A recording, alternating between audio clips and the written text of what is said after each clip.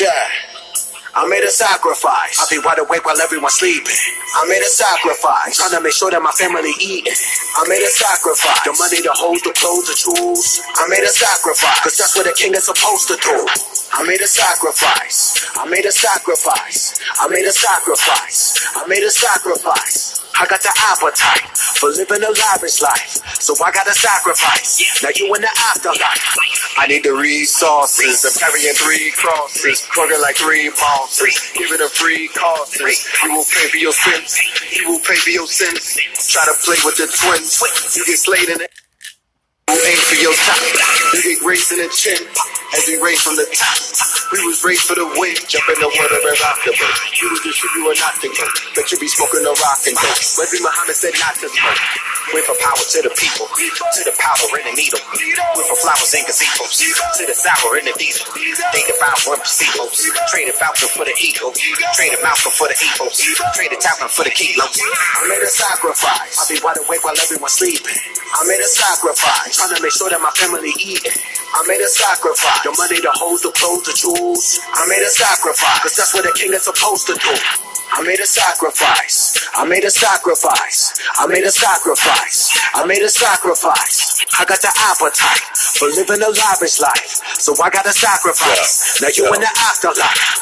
You expect to go to paradise and you ain't made no sacrifice. You moving off some bad advice. Cruising tourist traffic like the students of the facts of life. Moving like some cats at night, pursuing up the rats and mice. I do it for my sacrifice. Your chickens, coaching chickens, don't be slick, souls we lifting.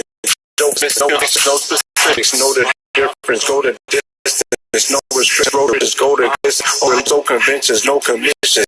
No provision, and pole for shifting grown decisions. Only system changes run course. Famous come across his veins, self-absorbed. The elder Lord taught me gain. The elder more taught me law. Made a sacrifice. There we have it.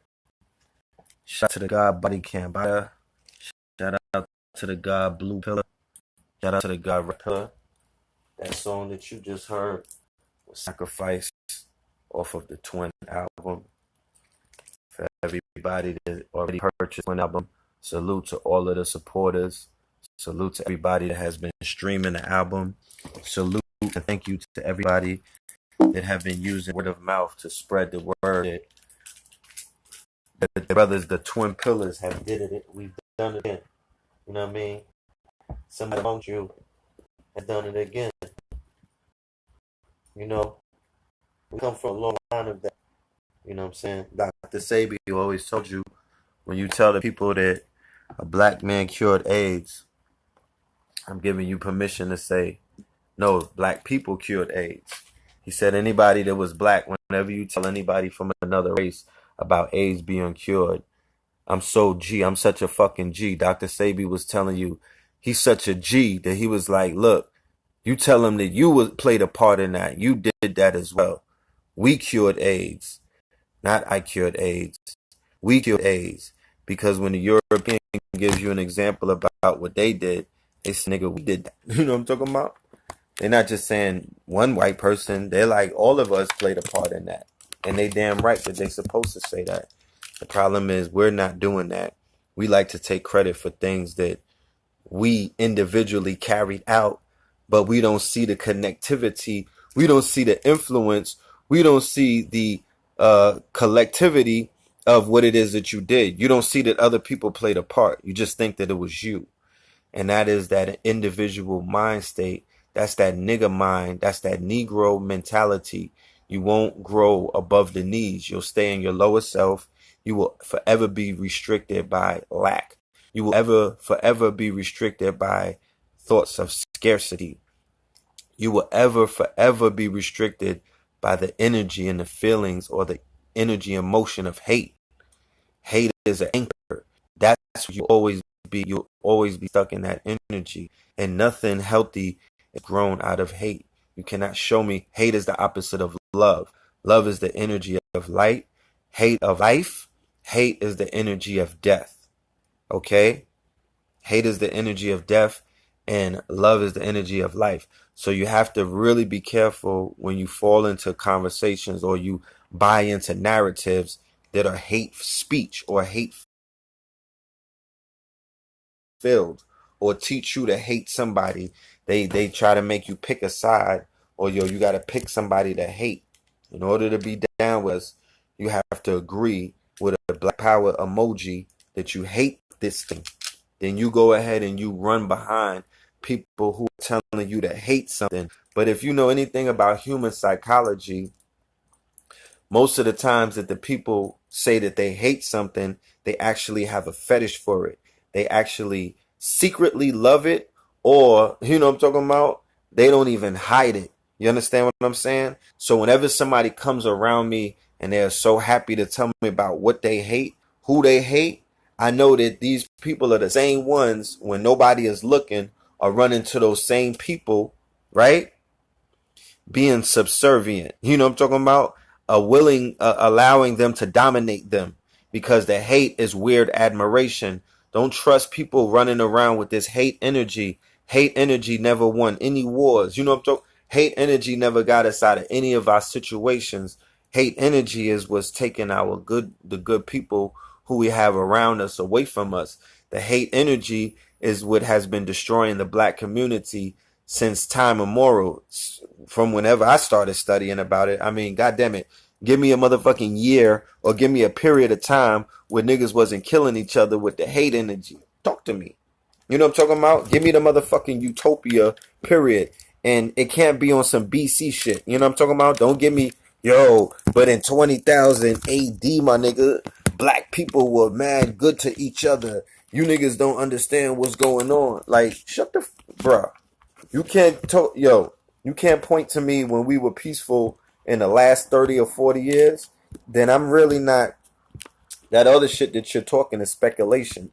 It's not real. You know what I'm talking about? What's real is that I've been to more fucking funerals than weddings in my lifetime. I'm talking about bar none, like in double digits compared to weddings. I've been to more funerals than I've been to weddings in my lifetime. And guess what? When I went to those funerals, nobody who wore the star and the crescent on their hat was responsible for putting certain people in the casket. Nobody who was wearing ankhs and crystals and vibrating at a certain frequency, they were not responsible for putting the people in the casket. You know what I'm talking about? People that were wearing what I'm saying is, I wasn't going to funerals based off of my righteous, conscious people killing people. All of these organizations that people say that they hate. They use the word hate. They say, I hate the Moors. I hate I hate RBG. I hate the NOI. I hate all of these things. You use the word hate towards your brothers and sisters who are not responsible for filling up funeral homes with your real brothers and sisters, your fathers and mothers and uncles and things of that nature. These people don't have that blood on their hand. Are they committing a intellectual homicide and a genocide on the people? No, not in the sense where the church is, not in the sense where organized religion is. No, I will not indict any of those organizations and saying that's what they're doing, where they deserve the word hate coming out of our mouths when we describe any of them that are not the gang that you're with, or it's not the vibration, or it's not the frequency or the grade level that you're on at the moment. Because remember, we're dealing with schools of thought and knowledge, and it got levels to this shit. Go at Meek Mill and he'll tell you levels. You know what I'm talking about? Levels. There's levels to this shit. There's doors that people be like, yo, I don't even study that shit. Nigga, you can't study that shit. What are you talking about? That's like being in Planet Fitness and somebody is bench pressing 350 and then you come over by the bench like, yeah, I don't even fuck with the 350. Nigga, because you fuck with the 50. All right? Like, you don't fuck with it because you can't lift that weight. So some of these people aren't into the science, or they aren't into this higher degree of information, or they aren't into organizations that deal with discipline, that deal with some kind of putting the sword over your lower self, some kind of manhood where you have to answer to hierarchy. You have to be amongst a brotherhood which will hold you accountable. That's what fraternal orders at its core represent. For everybody that have fraternal order phobia, all of this people that are kicking your asses, all of the people that have you mopping their hallways, they belong to fraternal organizations. Fraternal organizations are similar to what it is that we do when we come together and we build and destroy only is behind closed doors and it's ranking foul. And it's some whole nother other shit being discussed. It's not this YouTube talk. This is just me building with the people. This is not you can't say, yo, Red, this is one of your deepest builds. This is not really even a build, bro. I'm just talking to the camera like we're bringing it up. I'm gonna see at the Bellagio. That's a build. You know what I'm saying? Pull up. You know what I mean? Like pull up to the Fox Theater. That's a build. This is not a build. This is me chopping it up with you. And I do this on camera phone on purpose because I don't need all the glitz and glamours and you know what I'm saying? Not at this moment. You know what I mean? But the people are gonna play a part in that. We're gonna let's do the red pill challenge, where I'm gonna say the way that we could reciprocate all of the information, all of the love, all of the knowledge, all the energy that I'm giving out is that we have to reciprocate it in real time. Do you know why I say that? This is it. Let me show you this formula.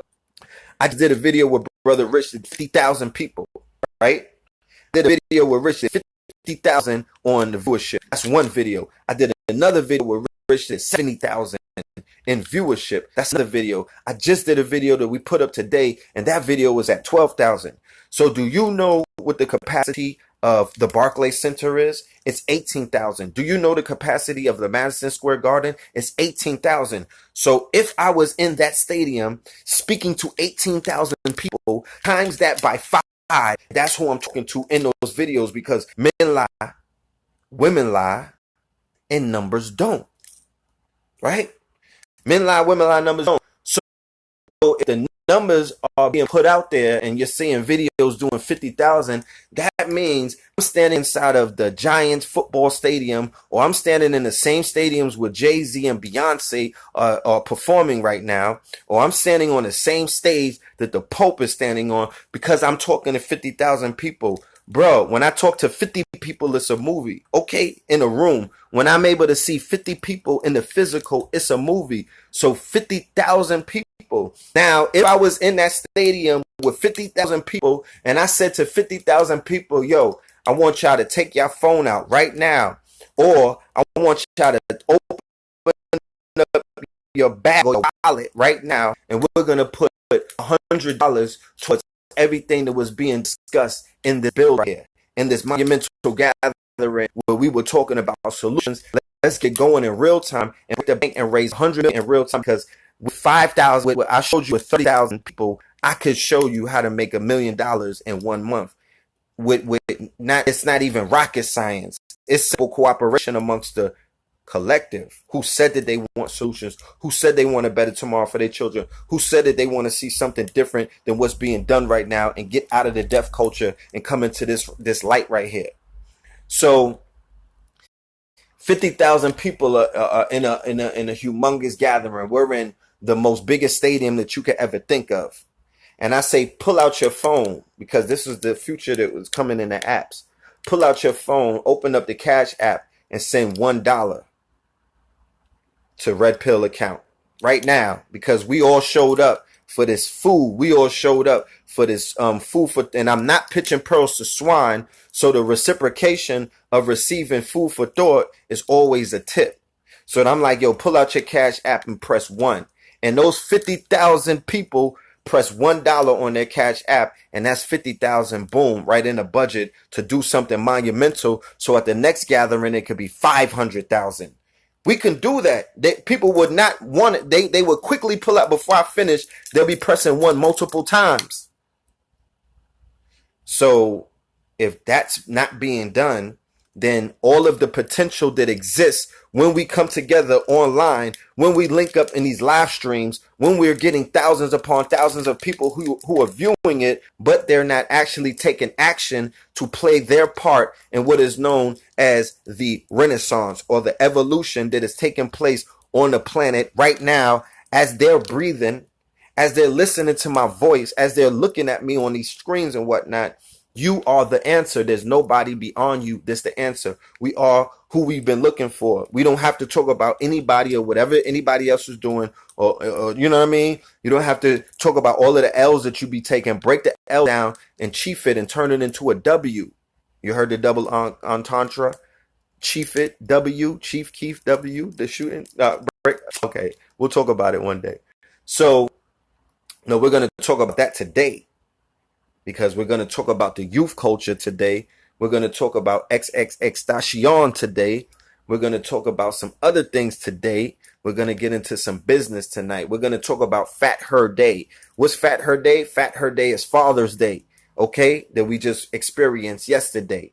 And now today, a father has lost a son, all right? A father has lost a son, a 20-year-old, a youth, okay? Somebody who was showing you in real time. This young man is an avatar. This young man, as you can see, is an indigo. If you cannot see indigo in that young man, I don't know what the fuck you're in this community for. We should have an entry exam and stop a lot of you niggas in the lobby before you even get into what is known as these classrooms. You're in cyber classrooms that you can actually just walk in as virtual. There's no initiation. There's no start. You know what I mean? That's what has to change. KTL University, all of these things.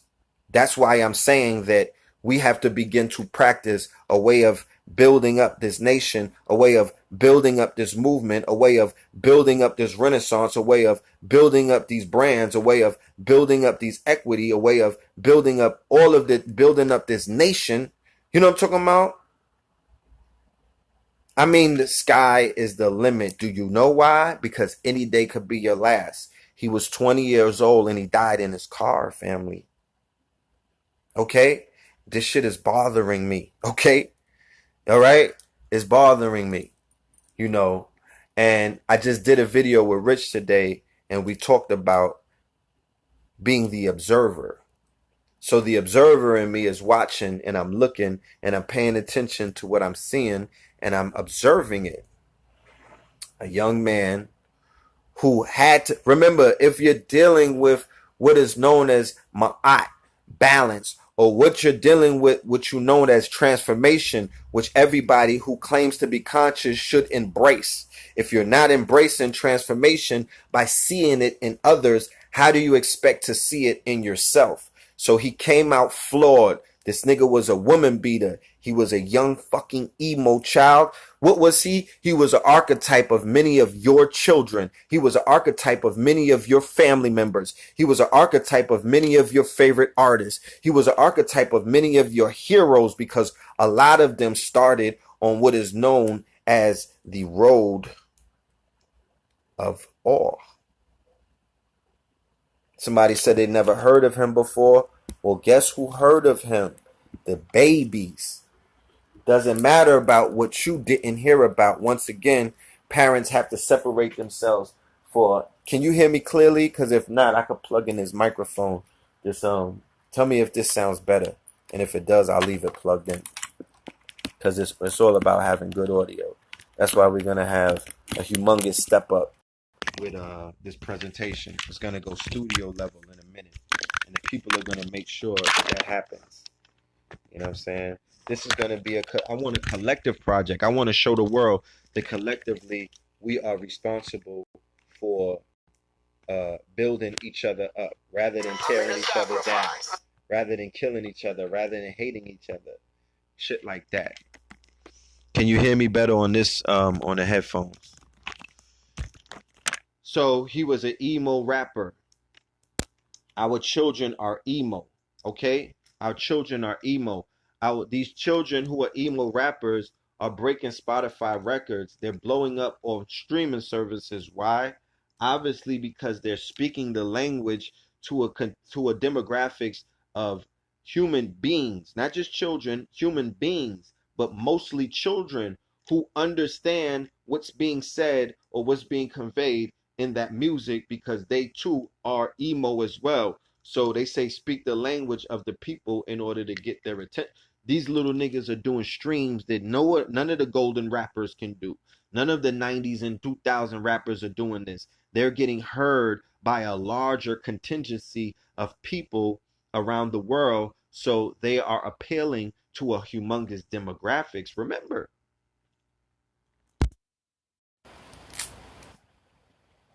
the demographics that XXXTentacion, the demographics that Tekashi 69, the demographics that 8,000 Lils, because there's a report that said on Spotify there are 8,000 artists with LIL in the beginning of their name. Lil stands for Lil, like little Zanny, little Peep, you know, little Short Bus, you know, all of the Lils.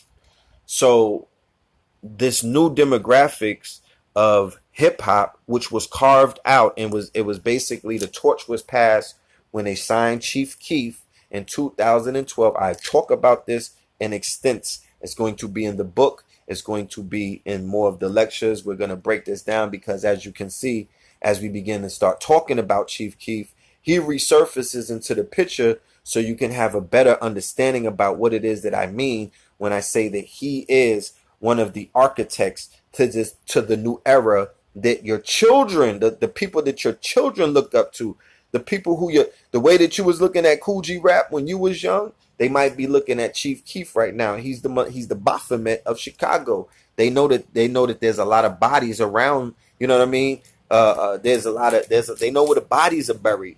You know, there's a lot of real shit that's taking place out there in Chicago. There's a lot of killings taking place in Florida. You know what I'm saying? There's a lot of shootings and killings taking place in Atlanta.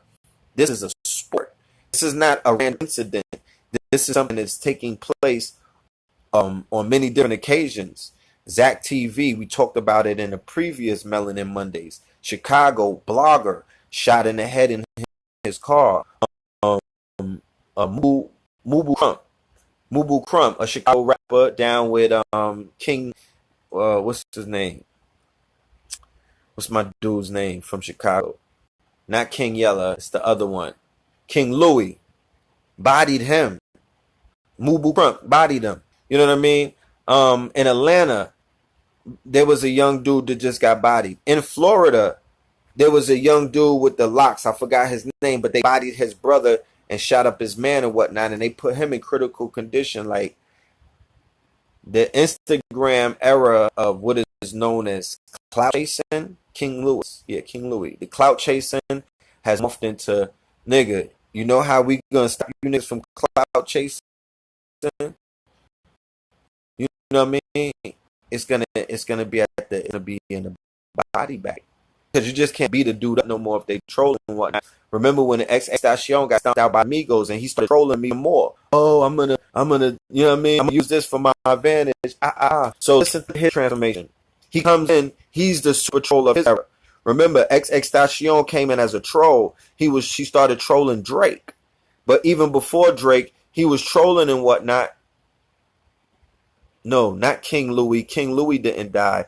Mubu Crump died, one of his artists, Mubu Crump, in Chicago recently, and he's in the same camp. The name of the camp, everybody has Mubu in front of their name, I believe.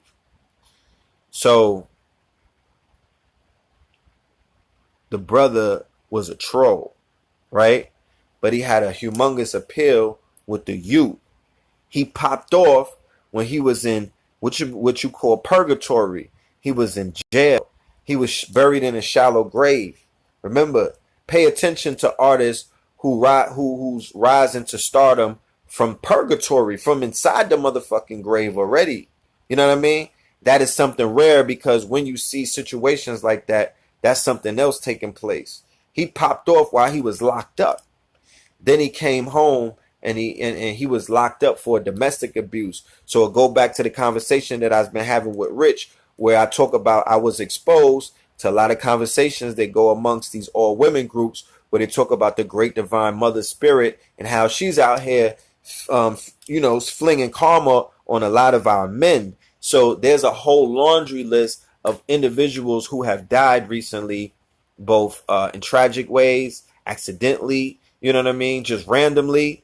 And it shows that they've done a lot of, a lot of wrong to women, to the opposite sex. And a lot of women say that there's a time that there's an energy that's out here that's cleaning a lot of things up, you know what I'm saying? And then it even ties into that whole Me Too movement, the feminism movement. Like, there's some real shit going on right now, you know what I mean? The way that people are taking their stats and whatnot, the vantage point of the way that they're perceiving things that are going down is very interesting based off of how you may be seeing it. There's some people that's seeing a purge take place and they're rooting it on. They're actually encouraging that purge to take place. There are things that are going down right now in government. There are maneuvers that are being made that can make something like a purge very much more reality than it was a few days ago. God damn it, the new Purge movie is coming out just to incite and turn and spark the divine spark of those Ku Klux Klansmen. The invisible empire is what they call it, meaning that these people exist all around you on some Fight Club shit, but they're called the invisible empire because you're stronger in the invisible realm. The Amun, the invisible nigga. Who's effective? Fredo in the cut. That's a scary sight. Invisible, my nigga, in the cut, like a scary sight. The dwarf star. You know what I mean? Who has the more powerful? Who wields the most power? He who is visible or he who is invisible? The man behind the camera or the man in front of the camera? You know, the man in front of the camera doesn't wield as much power as the man behind the camera. The man behind the curtain wields more power than the motherfucker on the stage. Geppetto wields more power than Pinocchio. So we have to always keep that in mind. So going back to what I was saying about this young man, XXXTentacion, and how he transformed. He's an avatar. Look at his persona. Look how he looks. You might not like him. And please don't ever disrespect anyone's spirit and come on a stream and say that anybody deserves to die.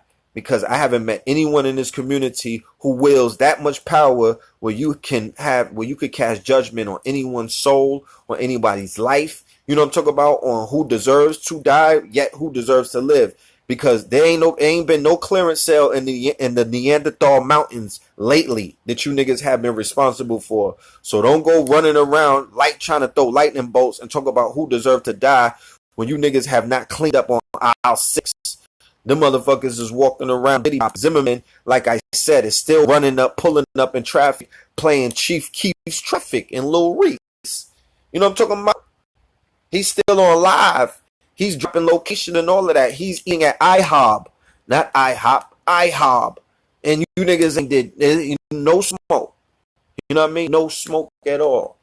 You know what I'm talking about? Not even an e-cigarette.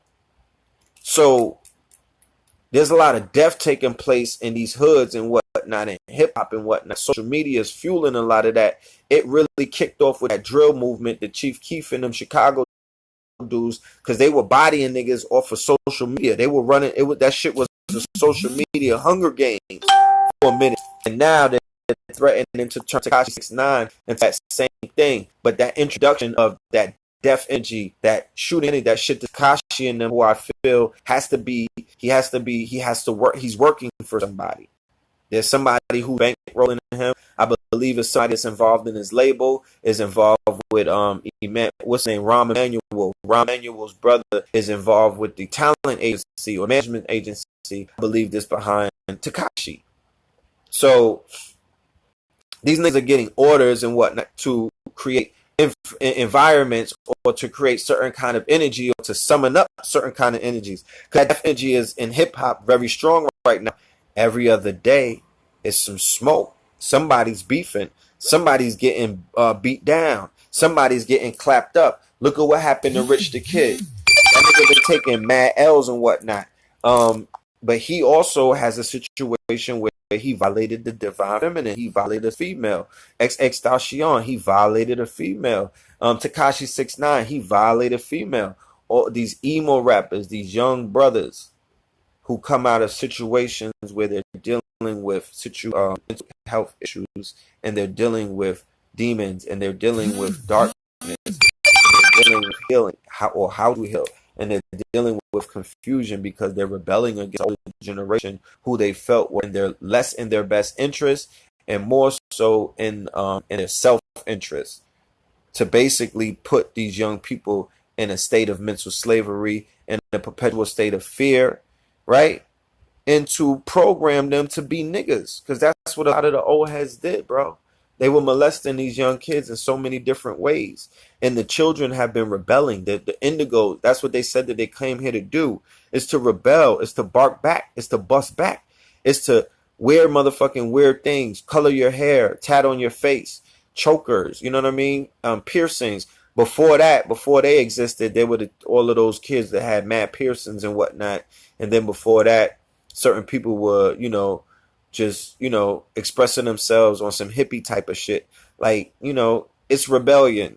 It's rock and roll. It's the merger of the culture. I told y'all that hip hop has now merged with punk rock or rock and roll to become popular culture, but it picked up the aesthetics of punk rock. And those aesthetics are aesthetic nihilism. There's nobody who exemplified aesthetic nihilism more than an XXXTentacion and Tekashi 6ix9ine and a few in Little Uzi Vert and a few other of them. They invite and they flirt with death the same way that all teenagers do that. Nigga, when we was young, it was just gangster rappers flirting with death. It was the gang members flirting with death. It was hustlers and out there trying to be Escobar flirting with death. It was niggas in the tunnel taking penitentiary chances, rolling with gangs, hitting the highway with weight in the trunk, birds and what. Niggas always flirted with death, man. And young people want to die young. I remember when we was 18, we didn't want to be 80. We didn't want to be old and wrinkled. You know what I'm saying? Like, we didn't want to be children once again. We wanted to die young like James Dean inside of a fucking Lambo. You know what I mean? Shining and whatnot with our jewelry on to be legends. Please keep in mind, this young man has been immortalized. Remember, Pac's birthday was right before his death day. That Pac energy, the hate you gave little infants fucks everyone. That was XXXTentacion. Niggas never ignorant, getting goals accomplished. That little nigga was deeper than most of you old niggas. That's facts. If you go and listen to his live streams, like I said, I was watching him. I was monitoring him. I didn't listen to a lot of his music, but I was paying attention to him because I knew what he was. I knew what he represented. I'm not here to judge. He was violent towards a female. Yeah, a lot of motherfuckers have been violent, and nobody condones that. You know what I'm saying? And I'm sure that he's going to live out his karma for that.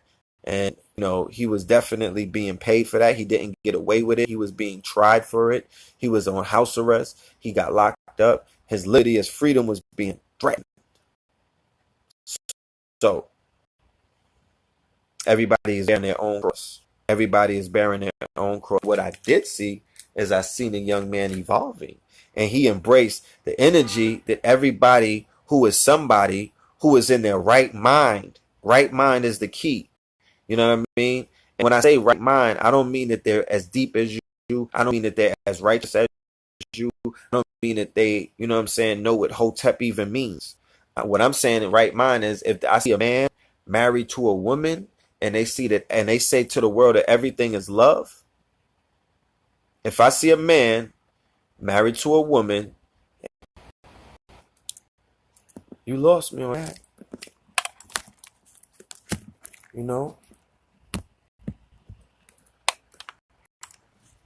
That love energy, you know what I'm saying?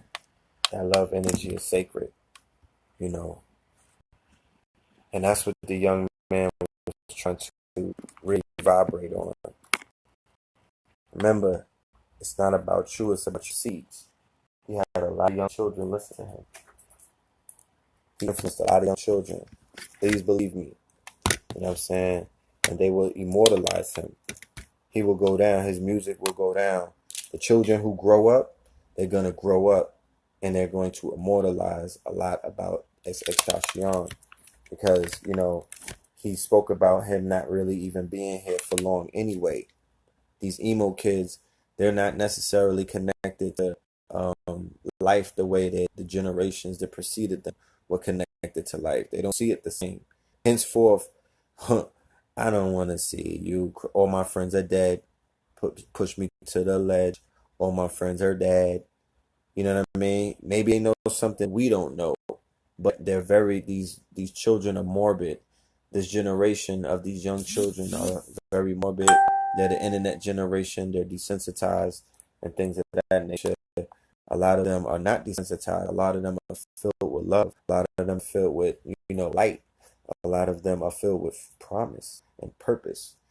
And they are, this young man was multi-talented. He was extraordinary. He was very talented. Remember, this is the same artist who did the video where he had the white child and he placed a noose around the neck. And then he commenced pulling the rope. Remember, that was XXXTentacion. Okay. I want my son to listen to him. My son is 10 years old. So not really, you know what I mean? Like my son he didn't really listen to a lot of him.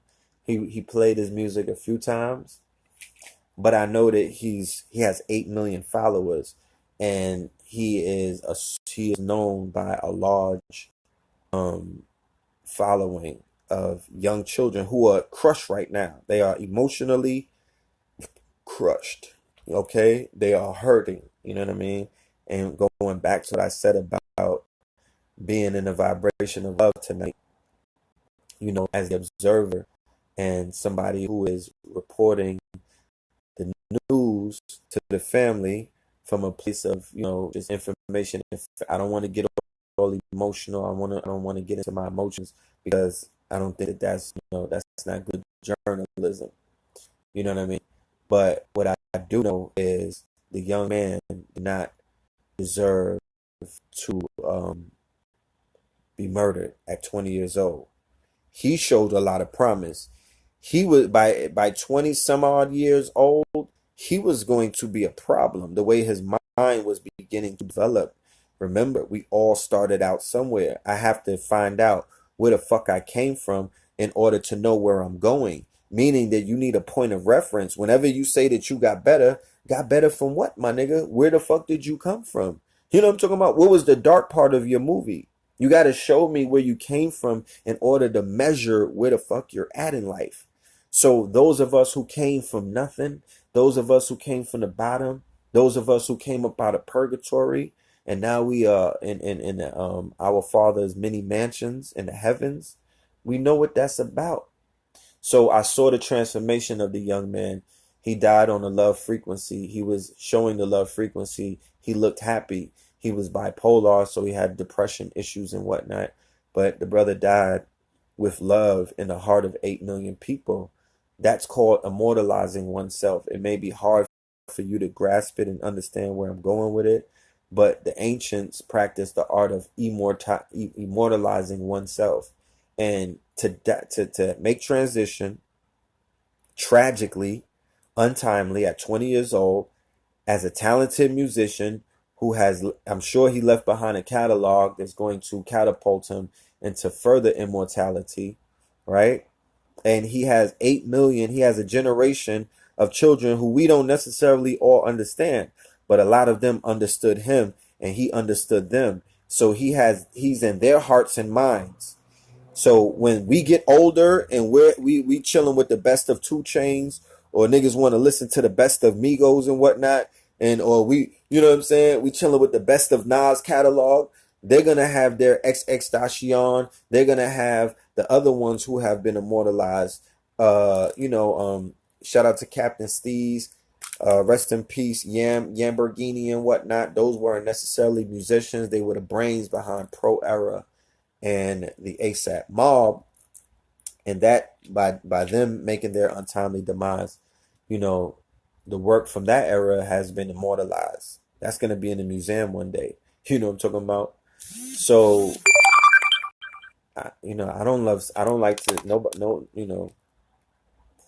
I don't want to see no parent burying their children. The young man was talented, and like I said, he was show. You know what I mean? For all you know what I mean? All the righteous police out there, you're gonna demand to want to see some proof that he's worth even talking about. What I want to say to you is, I'm vouching for the fact that the man was beginning to show. He stopped trolling. He became very enlightening, meaning that he was sharing woke-ish with his audience. He was questioning the abnormal normal. Okay, he was bucking against the system.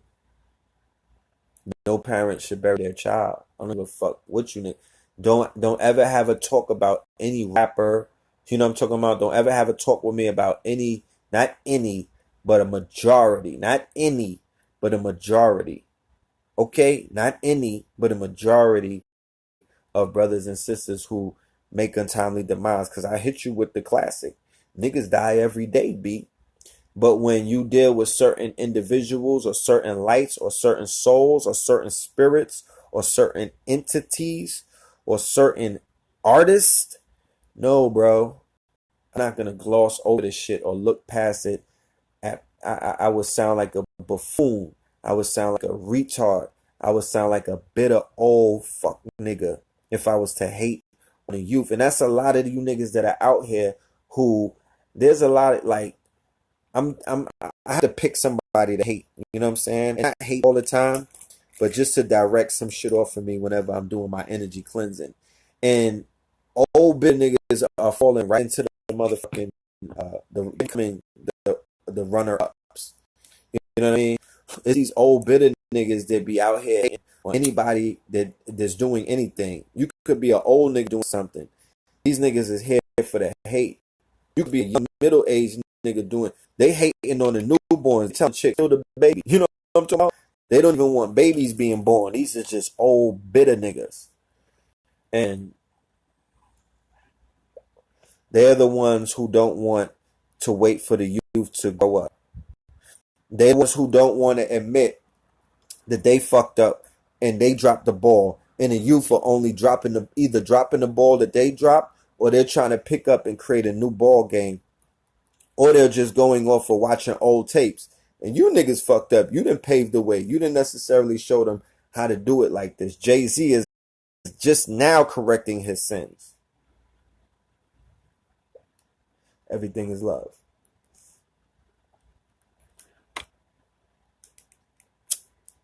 So the children should be consoled. Console your child if he listens to XXXRIP. Have a conversation with him. Ask him how's he feeling. Ask him what does he think about the whole situation. Ask him what they think about the situation. And if they're going through some form of depression, pain, it's your job, not necessarily your job, but you should try whatever you can to console them or put them in an environment where they could be consoled by somebody who you trust. Don't take them to the deacon, my nigga, to get consoled in the confession booth. You know, we're not gonna do stupid shit like that. So the old heads be hating on these young niggas. They don't even know what they about. They just reading news from Complex, or they reacting to negative shit that they see online. They're not paying attention to the culture. They're not connoisseurs of the culture. They're not journalists. These niggas are critics. They're haters. They're not even critics. They're trolls. Because if you don't like something, just say I don't like something. When you say I don't like something 80 times, nigga, you're a troll. When you say you don't like something and you haven't even seen the whole thing or heard the whole thing, nigga, you don't even you sound retarded. How could you not like something if you didn't even experience all of it? Do niggas walk in the movie and walk right out? I didn't like the first 3 minutes. I saw 3 minutes of the movie that I didn't like, so I think I'm gonna just pack my bags and hit the road. No, you bird ass nigga. You sit through the motherfucking movie and you decide what you liked and what you didn't like. So if you hear an album and there's one song that you don't like, you have to sit through the whole album, and then you could sum it up as to what you didn't like versus what you did like. A nigga hear one beat and be like, oh nah, shit trash. I don't like that. I don't like that shit. Chewing on they bananas like Ricky. You know what I'm talking about? And Belly. You know what I'm saying? Bird ass niggas. You know, Superfly perm ass niggas. Those weirdo ass niggas. Eating bananas, talking about what they don't like. You niggas don't like my shit because you niggas eat bananas in broad daylight. You know what I'm saying? Frank's like ocean. You know what I'm talking about? Fuck out of here. You like shit like that. So, yo. It kills me that all of these black men are being killed in Florida, Broward. They got children showing up with their body parts missing. They got children being kidnapped all in Florida. They got KKK rallies pulling up in niggas' towns at all the time. Just riding through niggas' hoods and all of that. So, yeah, light up with me, shit. This is the smoking hour. You niggas can never get, this is sacrament because that young man is an ancestor, okay? So I'm lighting one up. I'm not pouring liquor because I'm not indulging in the spirits right now. I'm indulging in the herb because I believe that he was a smoker as well. So I'm lighting up. Okay? Because I'm a grown ass man. And don't come with me. Don't hit me with the brother, but herb is better when you drink it. Listen, I'm responsible. I know what I'm doing, okay? So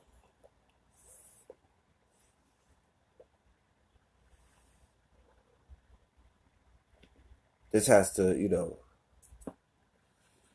we have to really begin to not we can't allow our children to accept that as the norm. You know what I'm saying? You know, where everything else you got an excuse for it, but when it comes to us, everything is kill him. I want to see him dead. The amount of people who said they wanted to see Tekashi 6ix9ine die in Chicago, it didn't even make sense. Even though that man is putting his life on the line and he's flirting with death because some people don't want to live. A lot of the youth are suicidal, and they're suicidal on some boot gang shit. Like they're suicidal on some kamikaze shit. Like they're suicidal, but they're on some Joker shit. They want to take you with them. They want to mess up your lives and whatnot. You know. And there's also a video of the people who, there's somebody that they saying was responsible for the shooting, and he did a video saying that he's not responsible for it, but the video looked like he's responsible for everything. You know what I'm saying? He's like, oh man, I heard on the internet they saying that. I'm like, you did that. It's all over your face. But anyway, you know, what we do know, right, at the end of the day, when it's all said and done, is that those of us that are inside of hip hop, those of us that are inside of consciousness, those of us that are inside of our communities, those of us that are inside of our family homes, we have work to do. Yesterday was Father's Day. I was out on 125th Street with my brother Star Kim. I was also out there with a few other people.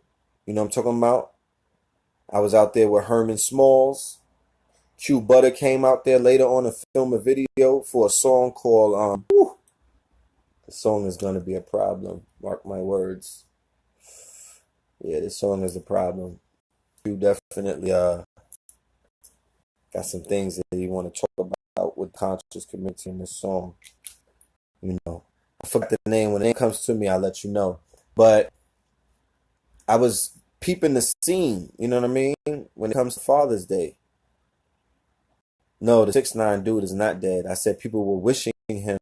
They were wishing death upon him for being a troll. You know what I'm saying? Not for something that he did to somebody. Not for shooting an innocent black man. Not for, you know what I mean, beating up a black woman and drag. No, not for that. Not the stuff that you see white people doing to us. Because I don't see campaigns for their death. Nobody is campaigning for their heads. You know what I'm talking about? But they're campaigning. Nobody is saying, yo, I don't give a fuck if there's a lot of people who did race crimes locked up. Niggas is like, I don't hear nobody putting in no motherfucking work. You know what I'm saying? None of that. So, I noticed that on Fat Her Day, Star Kim broke down why the day father is called Fat Her. Because Fat Her is when the man puts life into the woman and he fattens her belly. Her belly is fattened with life, with light. You understand? With DNA, with ancestors. You know what I mean? So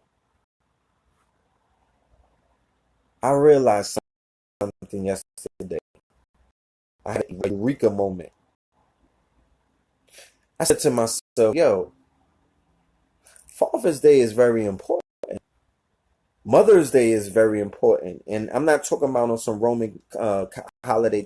Miss me with that. Because wherever we was at, if we had a day to acknowledge the mother principle, and we had a day to acknowledge the father principle. So whatever fuck day that was, this shit right here. There were men that were walking by, and I didn't say Happy Father's Day to them, right? Because I didn't know if they were fathers or not. Then for the men that I did know who were fathers, there was just a different kind of energy. Like when you're telling another man Happy Father's Day, it's almost like, yo, Happy God Day. Why do I say that? Because man often talks about being God on this earth. You know what I mean? You hear it in the rhymes, you hear it in the lessons, you hear niggas whole and niggas whole intro and everything. You hear it in niggas you hear it in some niggas come on lines, you know what I mean? But the way that God is manifested in man on the planet Earth, the planet Earth that is under laws, the hermetic principles, the universal law, the way that you become God on this plane is by recreating yourself. When God is the creator, so man is the co-creator. So by recreating, man becomes dad, or a man becomes a father. So that's the evolution in the cycle of man. Because you got man out there. What's up, man? You know what I mean? My man. You know what I mean? Man, what's popping? But then you got fathers. Fat her, patah, somebody who has taken their seed, somebody who has taken their DNA, somebody who has taken their ancestors, and he has recreated himself. Now you're in alignment with nature. You know what I'm talking about? Now you're obeying the motherfucking laws of nature. Now you're being fruitful and you're multiplying. Now you are doing what? You're carrying out your mission. You're carrying out your purpose. And before niggas' purpose was the job that they were supposed to get, before their purpose was to get a pair of Jordans, before their purpose was to get Richard Dyke trying, before their purpose was anything, procreating was the original purpose. Two opposites attract. There's a magnetic attraction. As a result of that magnetic attraction, certain body functions take place. Lazarus is risen from the dead. My grandfather, Lloyd Thomas, used to say to me, yo, he said, the black woman is God. I said, what you mean, Grandpa? He said, because he had an accent. He said, she's the only one who can raise the dead. I said, what you mean she could raise the dead? He said, when woman take off her clothes, your penis stand up, you're raised from dead. I was like, God damn, you got a point there. I'm going to hold on to that. Facts. You raise the dead. And that nigga stands at attention. You know what I'm talking about? And then intercourse happens, which is the divine sexual practice of the conjoining or the intercourse. Entering your course. We enter your course. So it's very important that your course is, you know what I mean, in alignment with our course. Well, it's very, you know what I mean, it's very important that your energy or your frequency is in alignment with the person who you're enter into a course with, because they could get into some choppy waters that they can't basically swim through. You know what I'm talking about? You have to be equally yoked. There are reasons why these things were being said by our grandparents and our great-great-parents, and when they were in proper alignment, when they were in their proper persona. So I'm in my proper persona as a father because I'm obeying rules of what men's supposed to come here to do, and that would be to procreate. And there's some men who cannot procreate in the biological sense. But if they can't, they still have a role to play as the father, because that's a principle. That's not necessarily something that's biological. But to become a father, you have to have a divine spark, and the divine spark is the seed. The seed is the whatchamacallit. That's the divine principle of the whole thing. With no seed, there's no mother, there's no ma'at, there's no aset. You know what I mean? There's no mother, there's no father. So the seed is the golden mean. Okay? That's the spark. You know what I mean? So the seed teaches the father how to be a father. The seed teaches the mother how to be a mother. There's no book on how to teach. That you're not teaching a child how to be a child. A child already knows how to be a child. Like a baby knows how to be a baby. You're like, you didn't teach it how to walk. Okay? Like, children are going to do them. There's videos where children are like 2 years old in Cambodia or some jungle or whatever and whatnot, and they doing shit that, you know what I'm talking about, Benson was doing, you know what I mean? Like they're doing maid duties and shit. They're washing, they're cooking, washing the pots and whatnot. You know, like 2 years old. The children are gonna do children, but the child teaches the father how to be a father. You're being taught by the child how to be a parent because you don't know that until you go experience that. So there's something divine in parenthood. That's all I'm saying. And I saw that on Father's Day. I'm like, yo, this is divine because men should aspire to want to be fathers. And if you produce a seed, you should definitely want to be in that seed's, existence. You dig what I'm saying? And you want to definitely, produce the right seed. You know what I mean? You just don't want to be around for the sake of being fruitful and multiplying. No, you have to align yourself with the right one. That's why it's not something that you do all the time. It's something that you're going to do at least once in your life. Because I don't understand. How can I make it to 70 and what was I doing the whole time? None of my shots hit. Like nothing connected, my nigga. Like I didn't create no life of me. I didn't recreate myself once. You know what I'm saying? I didn't carry on the legacy. How rude is that? Is that selfish? What is that? You know what I mean? I'm not judging anybody. Is a 8 billion reasons and stories I'm sure that exist. The shit baffles me. It baffles me. So I have 2 beautiful children. Everything that I'm out here doing, everything that I stand for, you know what I'm saying? Everything that I've sacrificed a lot. I won't get on here tonight and give y'all this laundry list and whatnot. This ain't that hour and whatnot. I'm not on that time. But we'll get into it one day. You know what I mean? That's what some of these books will be about. It's 12 o'clock. There you go. I'm not on that time. But what I'm here to do is to evolve. Nobody here is perfect. Nobody on the stream is perfect. Nobody is telling, you know what I'm saying? No one's being held to the rules or the laws of perfection. It's just that you should be wanting to perfect self. You should be in the act of perfection, but you don't necessarily have to be perfect to, you know what I mean, be who you are. You feel me? So, that's what that is. You know what I mean? It's a lot of good things taking place. You know what I'm saying? It's a lot of, because life goes on. Everybody's going to carry on. Everybody's going to keep it moving. You know what I mean? We're going to talk about this XXXTentacion thing. We're going to break it down and do the knowledge of it. And, because ultimately you don't want this to be normalized. Ultimately, you don't want this to become the norm, the new norm. You know what I mean? Like I said, they putting these little young rappers in a hospital.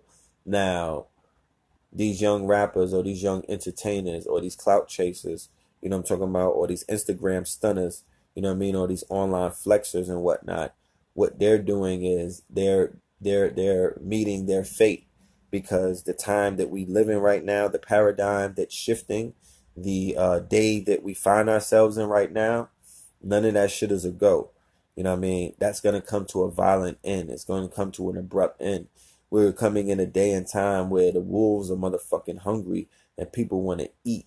So those of us who are on right alignment, who are not caught up in distraction, who are not dealing with our lower self, who are not chasing the Kanyes and all of the dumb shit of the world. We're observing things, we're peeping things, but we're doing the knowledge of it. But we're also worried about building up our family structure, building up our circles, building up our network, building up our movement, so we could build up our sales, so we could build up our values, so we could build up our work, so we could build up our streams, so we could build up our numbers, so we could build up more power. Listen, they just had a bid. They just bought, who bought what? They just bought out Time Warner, right? Time Warner just got purchased. Time Warner's HBO, Time Warner's mad media conglomerates, mod media conglomerates. AT&T just gave $58 billion, I think, in cash, because there's another offer on the table for Disney from Comcast, and they're offering them $58 billion in cash right after net neutrality expired and whatnot. So there's about to make a move is about to be made. These companies are showing you that the media is one of the most powerful weapons that we have, or one of the most powerful business models, or one of the most powerful marketing and promotion tools on the planet. It could be weaponized. It could be used to commodify. It could be used for currency purpose. It could be used for so many different purposes. We who exist inside of the community, we who exist inside of New York City, inside of this, you know what I mean? This diameter, this encompass, this area, this radius, this, you know what I mean? This black dot, with the emanation of a certain kind of light, with an emanation of a certain kind of information, with an emanation of a certain kind of truth, with an emanation of a certain kind of, you know what I'm talking about, source is emanating from. It's almost as if you were looking at a star blinking in the motherfucking North Star when you were in the middle of the desert and whatnot. That's what New York is. And I'm not bringing it from an egotistical point of view, because that shit hurts these niggas' feelings. You know what I'm talking about? And I'm trying to be mindful of that on this night. No, I'm not. Let me stop lying. You know what I mean? But you tell me where else this shit is coming from. And it's not coming from a concrete, my nigga. It's not coming from a rock. It's coming from a human being. It's coming from celestial bodies. And it's not just one person, but that light that you see that's lighting up around the world. And I'm not in competition, because there's lights coming from other places. But could we just talk about the light that's coming from where I'm standing? Can we just talk about that light? Can we just talk about that wave? Can we just talk about that sauce? You know what I mean? Can we just talk about that code that's being written, that has been written throughout the 10 years? There's a light emanating from the city, and nobody's in the city anymore. Everybody left. It's just me and Sanetta left, damn near. You know what I'm saying? Everybody left. Everybody left New York. I could go on, I could name the names, but you name them, they're not there anymore. Who's steering the Nebuchadnezzar? Where's this light emanating from? Where's this movement come? Where's this wave emanating? Where's the code being written?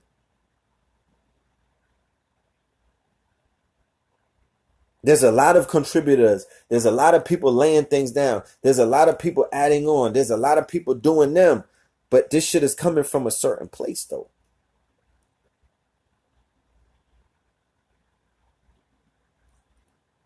This shit been ringing off for 10 years out here. I'm talking about since YouTube started. The work that's been done in New York City, especially right there in Harlem, across the street from the Apollo, is the district. That one area, that one black dot, that one circumference. I'm gonna need the radius breakdown of where that is. You know what I'm saying? Latitude and aptitude. Like, that one area has brought forth some classic moments that people around the world have been using to transform their lives. It was being broadcasted outside Netta's living room, because he has divine spark. The light is emanating through that man. It's undeniable. You cannot not give him that credit. You know what I'm saying? The black media, you know what I mean? This is new media. So there's a form of media where people are just going around and they're either using Blog Talk Radio, they're either using YouTube, they're either using Instagram, they're either using Facebook, they're either using Twitter. They're throwing everything at the matrix. They're using all of these platforms to spread light, to drop jewels, to decode things, to hold up the motherfucking temple when the pillars are crumbling. When Know the Ledge was here, 700 shows. Every show, every episode, special guest. Go and Google any one of the teachers with Know the Ledge Radio and Google, and it will come up. Francis Cress Wilson, Dr. Sabi, Dick Gregory, Umar Johnson, Brother Polite. You know what I'm saying? It goes on for days. All of these shows, hundreds of shows, classics, A.A. Rashid, Ra Aku, Cosmophysics. It's so many different teachers. Every show we had a different scholar. We had a different teacher. Never had an argument. Never had no cursing out. Never had a guest say that they didn't have the time of their life on that podcast. We ran that for 4 years, 700 episodes. We had YouTube channels in '08 when niggas did not even know what YouTube was. We was broadcasting to thousands of people around the world. In the beginning of YouTube, Nodelege TV, you could Google that as well. There's videos and it will have the date on it. 8 years ago, 9 years ago. None of these artists, none of the hip, it was not cool and it was not cool and it was not mandatory to be woke when we were doing what we were doing.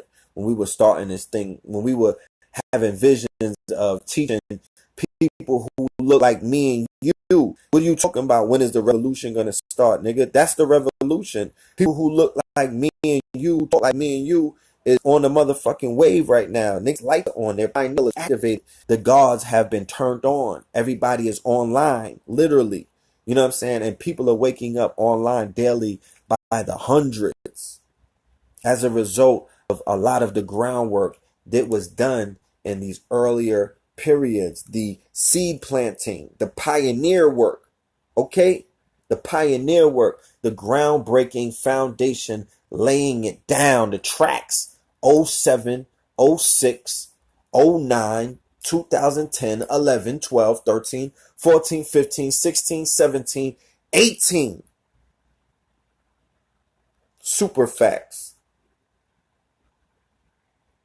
And maybe, you know what I mean? I mean, it's a lot more statistics to add on to a lot of that.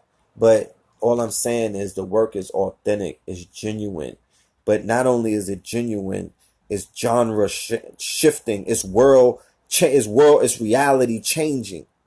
Okay? It's planet shattering, bruh.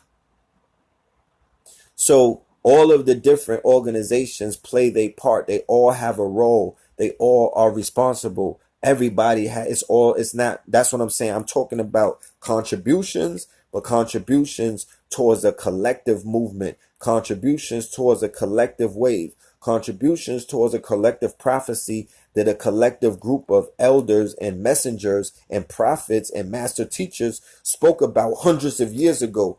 They predicted consciousness today. They predicted where we're at today. They predicted the community that we find ourselves, where many of the organizations have millions of people around the world watching them, listening to them, learning from them, okay? Ready to support them, rooting for them. This is revolutionary. This is potential that nobody has activated. It's like I said, anytime you see people do a certain amount of numbers, just picture that number of people in front of that same person that's in the video talking.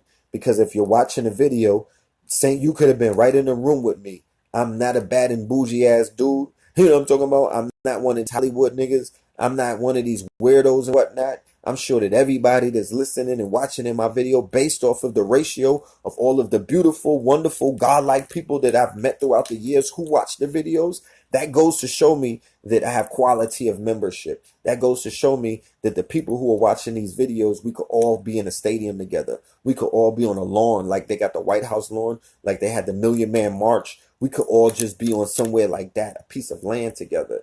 We could all be in football stadiums together, listening to this cloth talk. You know what I'm talking about? And I perform some music for you niggas too.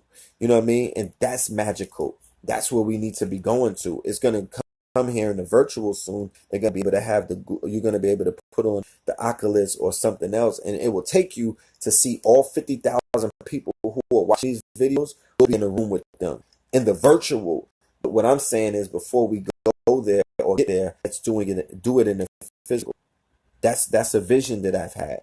I'm sharing this vision with the world because I've had that. I see when I saw it. That's when I saw something monumental taking place. So that's something that we have to bring about, because The power is in the collective. The power, not just the power, but the strength is in the collective. You know what I'm saying? The charge is in the collective. The ionosphere is in the collective ionosphere. The solution is in the collective. The currency is in the collective. The answers are in the collective. And it could start out small. I wrote something earlier. I can't pull it up because I'm on this phone right now. But I said, if you put me in front of 50 people, right, I could do monumental things. I could teach them things that they've never heard before and break it down in a way that they never heard it before. You could put me in front of 100 people. I could go in and body it and give them information and you know what I'm saying, and give it to them in a way that they're going to remember it. You know what I'm saying? And giving it to them in a way where they're going to understand it. You could put me in front of 500 people. Now here, I could also generate a level of energy and raise the frequency and begin to program the future, because 500 collective minds, or 500 minds of people who are vibrating at such a high frequency, where I know that these people can charge the ionosphere. I know these people can basically terraform the worlds around us, because in that room, those are the cream of the crop of the population, or the quote unquote generation, or the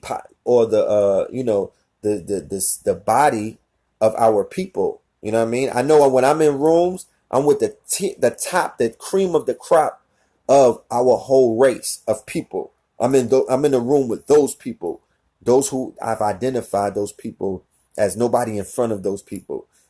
When I look forward, I don't see nobody in front of the people who I'm in those rooms with. And that's not me being egotistical or not bowing down or succumbing to celebrity or saying that there's somebody else that exists in Black America that I need to sit down and talk to and I have to meet, or they're in front of me and I'm chasing them like a Kardashian or the Mrs. Jones. I would say hell to the motherfucking no. I don't see nobody in front of us. I'm chasing the better part of me. You know what I'm talking about? I'm chasing the potential that we're not recognizing and not realizing, because we're doing this thing in an analog way. We're not doing this in a futuristic digital way. And that's what I've come here to do. That's what I represent. That's what I'm bringing to the table. You know what I'm saying? That's my 2.0. You know what I'm talking about? And that's what we're going to be getting into. You know, we have some date coming up. I'm going to be with Professor Griff. Let me see if I got my calendar out here. I'm going to be with Professor Griff in Norfolk, Virginia. I'm going to be with Professor Griff in Baltimore, because remember, we got to address all of these killings that are taking place inside of the hood, and we got to speak to it, and we have to decode it. And if anybody out there ever fixes their mouth to say, yo, what the hell, what help does decoding have to do with our people dying in the streets, brother? You know what I'm saying? You know how niggas sound like they about to cry when they saying that the people dying in the streets, brother. I'm like, bro, I could show you how effective our work is in being missionary work, because lives are being saved by the information. People's lives are becoming transformed and changing for the better. So when they become better, then they can help their environment, and they can affect their environment, and they can make those in their environment even better. So I'm playing my part. I'm activating a principle, a God particle in my people, the same way it was activated in me. So we doing, and that's just one way. That's just one aspect. Listen, when we come there and do our work is sacred. Those spaces where people come together, bruh, that's sacred. Don't ever ask me about having 100 or 30 people or 300 people in a room when you're watching my videos and I have 50,000 and 100,000 people in the fucking room, bro. Let's get to that point where I could be in a place where I could just chill with all 100,000 of y'all, because we could change everything overnight. And I'm not going to use this video to pitch a lot of the gems and break everything down. But look, put me in front of 50,000 people, and we don't have to talk about where's the solutions or what we're going to do next or how to, no, put me in front of 500,000 people. You know what I'm talking about? Let's go, because this is what's taking place online. So it's time to make this happen in the real world. So I'm going to be the summer's coming. You know what I mean? I'm going to be campaigning. You know what I'm saying? We're going to be moving around. Every single video that you see from this point on is going to have a crowdfunding link attached to it. I want my brothers and sisters that are looking at these videos, that is getting this information, that's receiving this light, that's getting this decoding, you know what I mean, that's getting this perspective, that are seeing the gifts, that are seeing the gems, that are seeing the talent, that are seeing the music, they're seeing the arts, they're seeing the sciences, they're seeing the health, wealth, knowledge itself. Make it, you know what I mean? Let's reciprocate. Let's bring it back. Let's act as if I was in a stadium with all 500 of us. And I would say, look, family, this is what we're going to do. We're going to put $5 inside the collection. We're going to put $5 investment. We're going to put $500 to get 10 stocks of the equity. You know what I mean? We're going to create shares. We're going to have ownership. We're going to now own companies and LLCs and businesses. All of these things are doable. Let's take it one step at a time. Like I said, there's an album right here. And that takes me to another situation. Shout out to everybody, and I want to say love and light to everybody who has voted us to be on Hidden Colors Part 5. Okay? But before I get into that, let me just share that this album right here is a classic. You could debate with yourself if you want, and I have no problem with anybody critiquing it or not thinking that it is a classic. But if you know anything about me, there's authenticity when it comes to, you know what I'm saying, what I get behind and what I speak of and, you know, what I co-sign. And I'm letting you know, based off of what's out here right now, based off of the last classic that got put out, because Scorpion King is a classic unto itself. It can't make a better Scorpion King. You can't duplicate Scorpion King. You can't outdo Scorpion. Scorpion King has its time stamp. It's not time stamp because it's timeless, but it is more than an album. It's more than just a project. It's a movement. It's an energy. It's a wave. You know what I'm talking about? It's a moment. Twin album, 23 tracks. We put a bonus in there for y'all. I know y'all used to the 7 album aspect, but we giving you cloth. The shit won't, you know what I mean? One thing about something good things don't last forever. So you're going to appreciate those 23 offerings. Talent, unlike anything that you may have even thought me and my brother possess, because you see us in these forums where we're giving you a piece of our mind through an oral aspect of being griots or being decoders or being corresponders or being reporters or being eulogies. Because remember, we wear many different hats, many different bandanas. Shout out to 19 Keys. If anybody wants to get their bandanas, go on Instagram, put at 19 Keys, and then you'll be able to holler at the brother because he has these on deck. And he's the only person that is doing these in the community. So holler at that person. Don't go to Alibaba and ask them if they got it. You know what I'm talking about? Don't hit your man up on an inbox and send him a screenshot of this shit. And you niggas try to do the rinky dink janky version. Like, get that man his respect. And let's get billionaires out of our people, because the numbers are too plentiful for each one of our content creators or small businesses to not be in the millions by now, where they have resources and they also are able to manufacture on large scales. You know what I'm talking about? On larger scales, because that has to happen as well. And they're also able to finance $100,000 machines. But those $100,000 machines are actually money printing machines, because those $100,000 machines can take a $2 shirt and put a print on it and turn that shirt into a $100 shirt or an $80 shirt or a $60 shirt or a $40 shirt. That one machine, that shit is in the kitchen cooking like stir fry. So you don't got to stand at the stove, or you don't got to be butt naked, you know what I'm saying, chopping up the heron or the dog food. You know what I mean? That era is being violently challenged. You know what I'm saying? That era is being tagged for purge or purging. You know what I'm saying? That era is under attack. You know, we have to be very careful. I don't even know, you know, if people are aware. Peace to Shakeem. Thomas. Shaquem Thomas and us go all the way back to high school. Like I said, this album right here is dealing with Twin, the persona that people know me from back in those days. So the album has a 90s like feeling. We don't have Anthem on the beat. The same producer from Scorpion King. We didn't use him on this project. This is a concept album. The red disc, as you can hear, the red disc, it has a lot of Cambada on it. The red disc, the energy on the red disc is red. It's red energy. It's a lot of red energy on the red disc. The blue disc is Blue Pill's disc. The blue disc has mostly Blue Pill on it. The blue disc is like the blue chakra. You should play the album like they play Kendrick's album Damn from backwards. So you should start with Dopamine at the bonus track, right? Or Who Is He on a blue album and play it backwards all the way to Twin, which is the first song on the red album. And then you'll go from the blue chakra all the way down to the red chakra, because that's how the album is laid out in energies and like the chakras.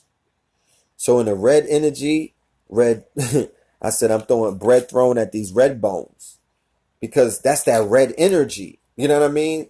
Everywhere that I go, regular clubs, strip clubs, gentleman clubs, niggas is throwing bread thrown at red bones. It's bread is being thrown at red bones and everybody else, but bread thrown at red bones. You know what I'm talking about? Red stones on my red throne. You know what I mean? Like red stones on my red throne. Like, you know, I'm sitting on my throne in the underworld. Red stones, blood diamonds, bloody stones. The red stone. Imagine a nigga with a throne with all red diamonds in it.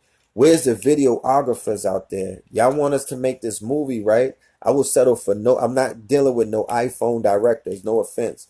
Where you niggas at with the black magic cameras, with the red cameras at? Why don't y'all holler at your boy? It's like y'all don't want to see the pills do great things, man. We got a budget, bro. Hit us up. I want to make this. I want to make the Twin. The single is the Twin song. I want to make that. I want to make that a movie. I'm talking about the Brooklyn Festival is coming up. We're gonna do the video shoot in Brooklyn the whole weekend of the International Arts Festival. So it don't matter where you live. If you want to be a part of history, come to that park. We're gonna be shooting it the whole weekend. We might be doing more than that. We might be doing like 3 videos. I think we're gonna do Self-Help Wealth. We're gonna do Cambada's verse on Road to Wakanda. We're gonna do because Road to Wakanda, the video that you see, that's a teaser video. That's not official video. We did that inside the Schomburg and at the Black Comic Convention, but that's not the official video. Road to Wakanda is gonna have its own video, because you got to see how my whole verse is from a Killmonger perspective. My whole red pill verse on Wakanda.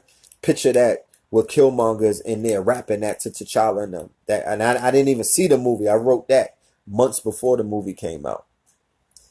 And we're gonna shoot Twin video, Self-Help Wealth, and also the Road to Wakanda. So come to the park, the International African Arts Festival in Commodore Park in Brooklyn. 4th of July week. I think it's starting like the 1st and it ends on the 4th. Liddy. Come on that Saturday or something. Or whatever day is like a Saturday. Like, we'll put the things on YouTube and we'll put it on Instagram, but we're gonna do our video shoots then. I'm looking for some goddesses. I need models. I need, you know what I mean? Like, pull up, y'all. You know what I mean? I need the sisters to look like y'all on a run from the museum. Like there's an APB out from Brooklyn Museum. You know what I'm talking about? You know what I'm saying? Because from the Metropolitan Museum, some of the goddesses slipped off the wall to come and chill with the pillars. Yeah, I need some of y'all. I need some of y'all to step off of the temple walls and pull up. You know what I'm talking about? You know, and pull up, because we want to make these depictions, these visual treatments. It has to be balanced. They're doing the best of knuckle dragger, niggerdom that they can. So we have to balance it out with the best of this God energy, this God wave, this God frequency. So going back to what I was saying about Hidden Colors 5, shout out to everybody that voted red and blue pill unanimously for Hidden Colors 5. Why do I say it unanimously? All you got to do is go to Tariq Nasheed page. He put a picture up where he said, who should I put on Hidden Colors 5? And God damn it, if I was into percentages, I would say that 60% of the names is Red Pill, L Filthmore, and Blue Pillar 44. So there's a lot of love out there because people want to see their brothers on a silver screen. It's a different game when you're on that celluloid, my nigga. When you're on that silicone, it's a whole nother conversation. You know what I mean? A lot of people are going to be horrified at that thought, let alone the kid is popping of going viral that on the internet for you to go on the movie screen. And I respect that franchise. That franchise is very powerful. That franchise did a lot for me. That franchise did a lot for the teachers that it presented on it. It introduced them and it memorialized them, and it rewarded them. Because everybody that was on Hidden Colors is a lecturer who put in at least 100 videos before Hidden Colors. Those are elders. The reason why he didn't pick a lot of young people, if you peep what Tariq Nasheed was doing with all 4 Hidden Colors up until this one, he didn't really fuck with the young niggas. He dealt with a lot of the elders who've played their part, right? And I'm sure that they earned their position because they are disciplined. What does age bring about an experience as an elder and not an older, aka an old nigga? You know what I'm saying? Or an old head? Y'all gotta excuse me while I roll up. It's 90 degrees in here. You know what I mean? I'm just trying to catch a vibe while we build. But no, bro. Like, people are looking at it completely wrong. A lot of the elders, whatever beef that they had with each other when they were younger, when they were in their ego state, when they didn't kill the ego and they were dealing with competition and they were dealing with jealousy and they were dealing with all of these other things. And, they were just dealing with lack. Once they get older, they get over that shit. And there's purpose when you get older. It's all about those revolutions around the sun. It releases a certain kind of DNA. It wakes you up to certain kind of realities, or it lifts certain blinds that won't get lifted up until you reach a certain age. That's why I would never condone the death of a 20-year-old or the death of an 18-year-old or even the death of somebody like Tupac Amaru Shakur or even Christopher Wallace, because it's hard to identify. It's hard to just say who they were and put that on them and just generalize and say this was the only thing that they were about, when they didn't even have those revolutions around the sun to wake up to the higher persona or the proper persona of their true self. Because man finds his true self as he gets older and wiser. It's not a lot of niggas walking around with their true self in 17 years of age or 20 years of age on this planet or 25 years of age. Truth be told, when we look at the 17 and the 18-year-olds, we see a lot of tragedy because those errors, that's that motherfucking rites of passage time. There's a lot of them dying, and there's a lot of them not making it, and there's a lot of them being tried, and there's a lot of trials and tribulations. A lot of them are being incarcerated. A lot of them are being punished for some of the things that they may have done to, bring Karma's hand on them. You know what I mean? A lot of these people have done shit that has brought about Karma's hand. You know what I'm saying? And that's something that you can't get in the middle of because that's about the rites of passage. I was in purgatory for half of my teenager life, damn near. For half of my teenager life. I was in purgatory sometimes because I was making wrong decisions based off of the addiction and the affliction that I had in materialism.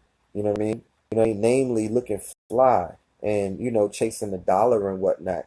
I was chasing an inanimate object. I was chasing an object that is truly a source of evil, not money in the way that it's used, but money being worshipped as a god or a god that people trust when it is a lifeless, inanimate object. It's been created by people who are trying to be godlike.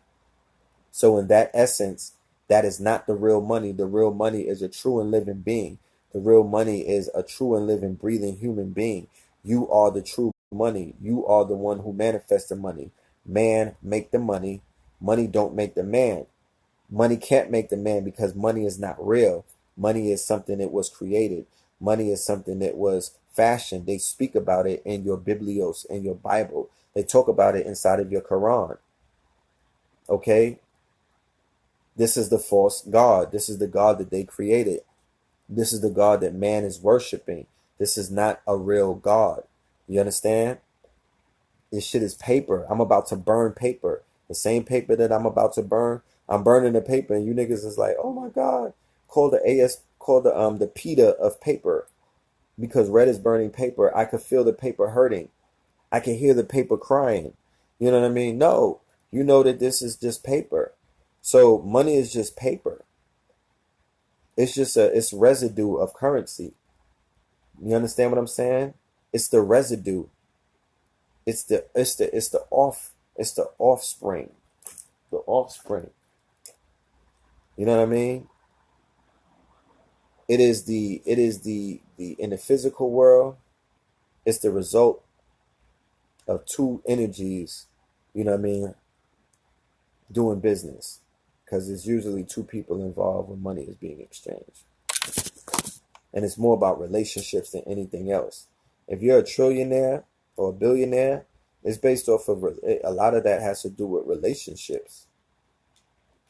A lot of that people were putting you in a position to get 30 and 40 large and whatnot because of your relationships that you have with them or your business contracts that you have with them, and based off of the work that you did, the units that you sold, the amount of product, the amount of services that you provided, it helped you accumulate, or based off of your portfolio, the stocks that you own, or the decisions that you made to invest wisely years ago. That's what made you a billionaire. That's what made you a billionaire. So either you had some kind of real good relationships, or you was a tyrant, or you was a dictator, or you was a pirate, and you was just taking it how you live. You know what I mean?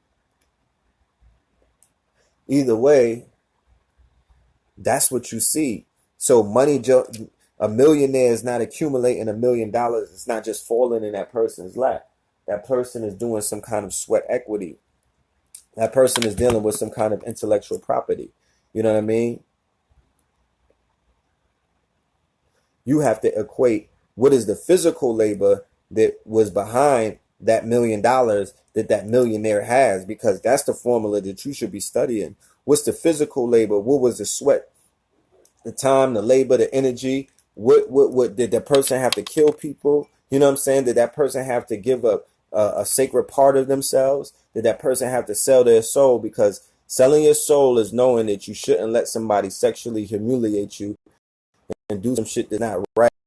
And they do it to you. Your soul is soul. You know what I'm saying? Now, that's one aspect of stuff like that. Now, that's not the only way. But it's no coincidence that all of this spooky shit that you niggas talk about with Illuminati and the motherfucking the Bilderbergs and all, it's all sex related. It's all having to do with perversion of sexual acts. But when you turn around, that's the same thing the niggas are doing with no Illuminati. You niggas are eating the Taco Bell and becoming the Illuminati. Like, you're doing all of that Caligula shit and you're not in the Illuminati. You know, you're not in the Skull and Bones, but you're laying inside of all kind. You're doing weird shit with weird people, weird white people. You're doing shit like you're getting fucked into a lodge or something. Like, that's what we see occurring. So it's crazy to me. So all of these people who have this wealth, you have to figure out what was the formula behind achieving or getting some of that wealth, and break that down to its most simplest compound. So these elders that have been featured in Hidden Colors has proven to be something that is positive inside of conscious community and inside of the woke marketplace. What is the woke marketplace? The woke marketplace is woke, because woke is a marketplace. What do you mean, Red Pill? What I mean is the shit that you know that's woke, it's a hashtag, right? The same way that Black Twitter is a hashtag, the same way that Black Lives Matter is a hashtag. It doesn't have a physical location. It only exists. It exists. It doesn't only exist, but it exists in its higher place online in cyberspace, right? Based off of its numbers, its potential is enormous. It has the potential to be a behemoth in a financial juggernaut if it were used properly, because the woke marketplace has hundreds of millions of people participating in the marketplace. You know what I mean? Anytime we talk about any sector of life, we're going to talk about it like it's a marketplace, because that's all it is. Woke, they're selling woke to you like it's a marketplace. They sold you Black Lives Matter. It was marketed to you. You didn't go to the Black Lives Matter lecture. You didn't hear any one of us bring that on Sinetter TV. You didn't see the master teachers say, yo, we got a new organization that we all came together and put together, and we're proud to introduce to you Black Lives Matter. You didn't have Tariq Nasheed having Hidden Colors featuring on the cover the groundbreaking revolutionary organization Black Lives Matter. No, it was placed. It's like an industry plant.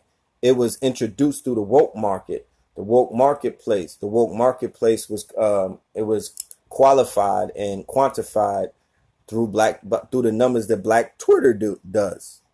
You know what I'm saying? It's quantified through the Black Twitter numbers. And those numbers exploded during the quote unquote psyops that started with the Trayvon Martin case. Okay. So the woke marketplace is built out of fear. It's created out of fear. Consciousness, what existed before the woke marketplace. Consciousness that represents the lecture community, that represents a community that existed and was thriving. Way before YouTube was created in 2007, this community was thriving in 99. This community was global in the 80s. Please understand what I'm trying to explain to you. The teachers that you see on Hidden Colors, the Phil Valentines of the world, the Ajra Kwazis of the world, the elders, the Dick Gregorys of the world, you know what I'm talking about? They were global. They were global phenomenons. Way before the internet, way before the movie Matrix came out, way before 9/11, family. You know what I'm talking about? Way before the DVD game was functioning like Godlywood. It was like a Black Hollywood, because it was an underground railroad. It was an underground Silk Road. They was shifting information all around the world. That was the DVD. It was the VHS game, and Sinetter was responsible for pioneering the DVD game. Sinetter started out as a vendor who was selling DVDs. He had the content. He had the library of content. The UCLA, University of the Corner of Lexington Ave. He who has the information is like Netflix. He who has the content is king.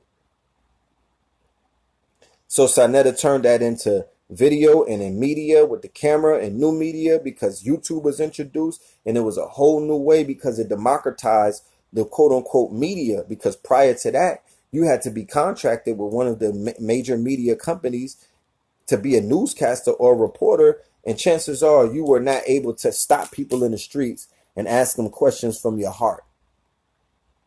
In that same spot that I'm talking about on 125th Street, that people around the world have been familiar with way before YouTube. Way before YouTube. When you were looking for a spark of life or a spark of intelligence.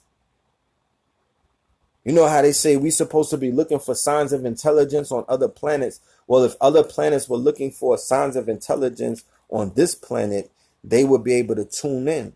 In the 90s, though. You know what I'm talking about? I'm talking Delbert Blair. I'm talking about Ajra Kwasi. I'm talking about Phil Valentine. I'm talking about C. Freeman L., Taj Tariq Bey, Dr. Sabi, Dr. Africa, Dr. Ben, Dr. Clark, Shahrazad Ali, Dr. Francis Cress Wilson.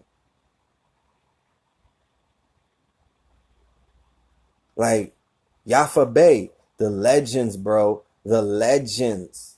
So I would love to see a Hidden Colors that deals with that complexity, that legacy, that priceless You know what I mean? That priceless, because it ain't only me who know about this.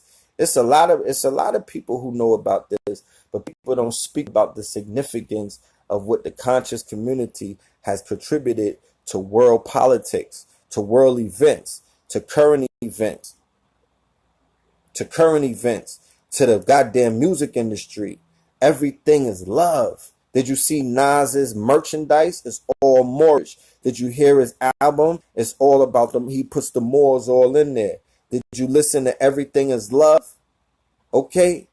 So you got to be able to know who you're dealing with and who's in front of you and what time you're living in.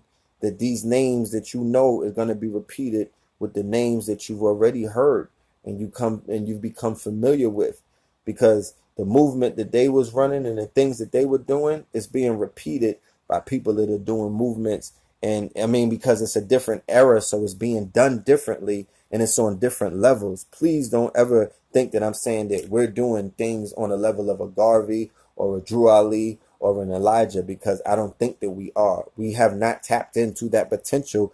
That's why I'm here telling you this with the genie headband. You know what I'm saying? I got my, you know what I'm saying? I got my Elijah headpiece on, channeling from the wheel. Channeling from the wheel. And I'm letting you know that when we tap into this potential, because I got, this is every little step I take. This is just the introduction to it. Don't worry. When we present information, we have formulas. We make apps over here. You know what I mean? Like, we got steps to take. So all I want y'all to do is to ride with me. Same way, like I said, when I say, yo, sign up to this Patreon, I need people to sign up to the Patreon. It's like if we was all in the room and I'm like, yo, let's all put $5 in this thing right here, or let's all invest $50 in this venture right here, or let's all purchase this product. You know what I mean? That's what's going to happen. So we should start doing that online as well, and we're going to see magic take place. The power is in our hands, and we could do it right from our living room. We could do it right off our phone. There's nothing to complain about. We only need to have conversations about what are the solutions. What are we going to do? You got to watch all of these tapes where niggas is taking L's the same way that LeBron and them watch the tapes when they lose the game.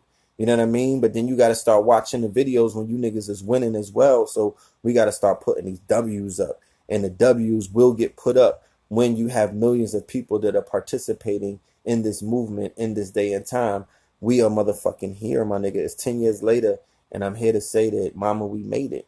You know what I mean? Like, there's nothing to complain about. The future is now. The future is now. The future is now.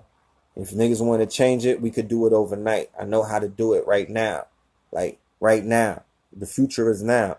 So those 50,000 that I'm in, that are watching, those 100,000, we're gonna be in rooms where, or we're gonna be in places, sacred places, on different islands, maybe. You know what I mean? If you know what I mean, on a continent if need be, because this shit is galactical. Nothing, there's no borders. Nobody is stopping us from going anywhere. If people from Australia could come to New York to a lecture, and people from the Chi and Texas and everybody was descending on Brooklyn to see Dr. Phil Valentine, Brother Panic, and Asir the Duke of Tears, then we could go anywhere around the world and do the same thing. You know what I'm saying? If they could all come to New York, then we could all go, to an island somewhere. We could all go to somewhere on a continent. We could all go to any one of the 50 states in America. Nothing is stopping us. So I need y'all to work with me the way that I'm working with you, because it's about reciprocation. You know what I mean? We have to complete the cipher. I'm out here spinning motherfucking whirlwinds and whatnot, but only until you complete the cipher is it complete. And there's a handful of people, I think 0.001% of all of the people that I speak to who have completed the cipher. But we have to get it popping. Like I said, I'm attaching the crowdfund link to the end of the video. Go ahead and contribute to that. That is going to be something that is going to make us move forward at a faster pace.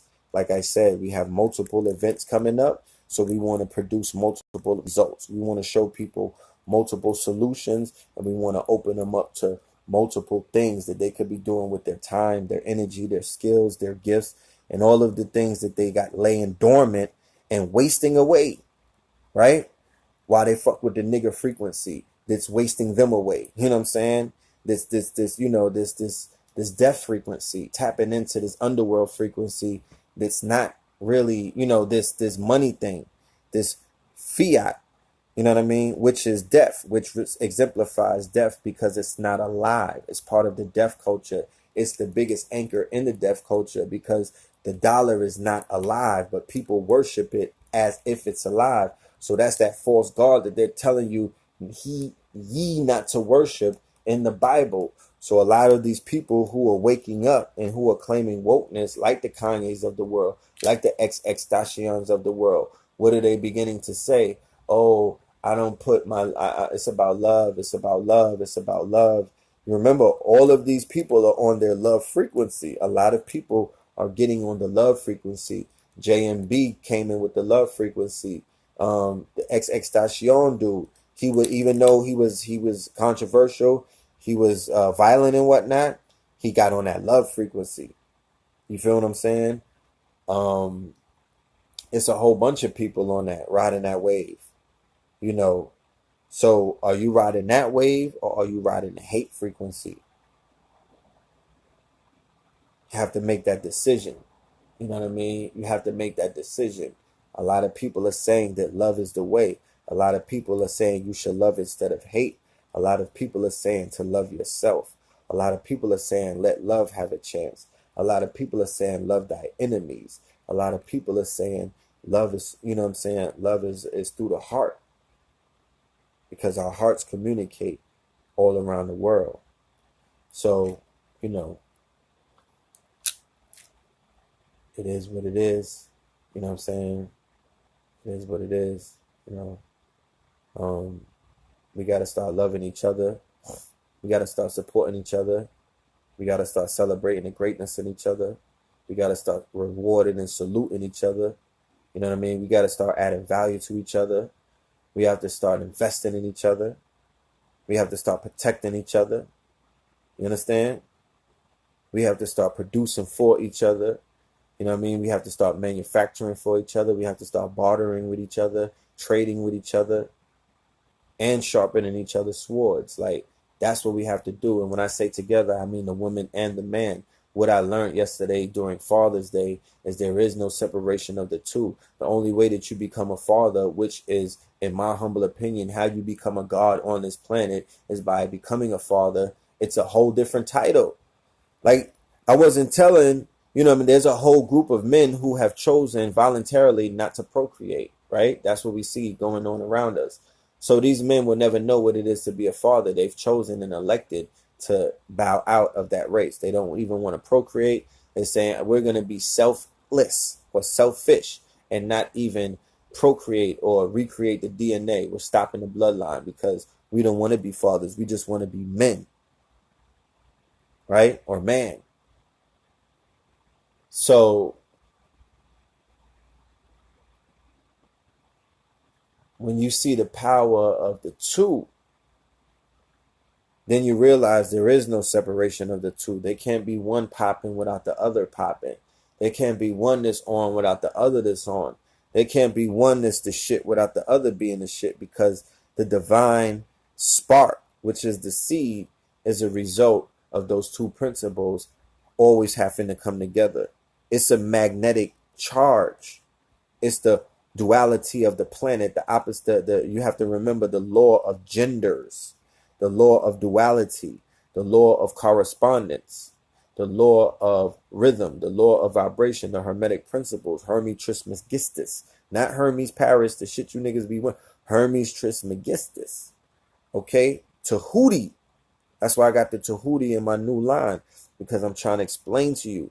It's the universal laws. It's the hermetic principles, right? The emerald tablets. Everything. So I'm look, I don't have to explain anything to anybody if I'm obeying the law. I don't know about this law, this ecclesiastical law that they've been, putting on our people. That's not the law that I'm recognizing. I'm recognizing universal law, and it's gotten me pretty far in life. You know what I'm saying? And free of a lot of shackles and a lot of things that weighed me down. that, didn't have me, fully evolve. This shit took time. When you're in your 20s and you think you got it and you figured it out and this is it, you know what I mean? And this is the time. And then you find yourself in your 30s feeling the same way.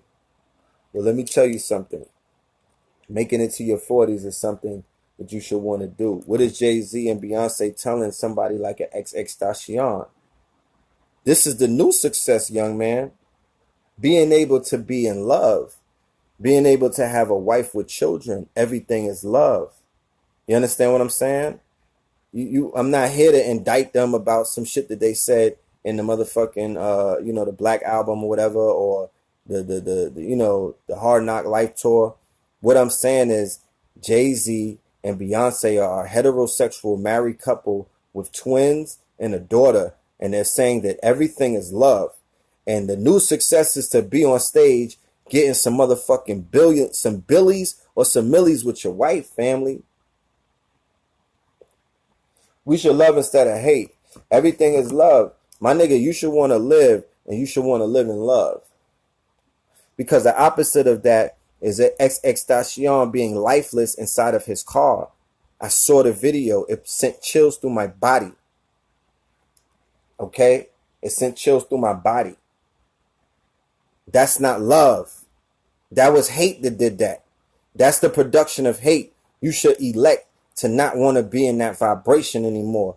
You should elect to be careful about who you say that you hate. You know what I mean? You should elect to really be careful about the way that you use words like that and energy like that. And if you're using that energy, you should be directing that shit at the Death Star. Everything is love, bro.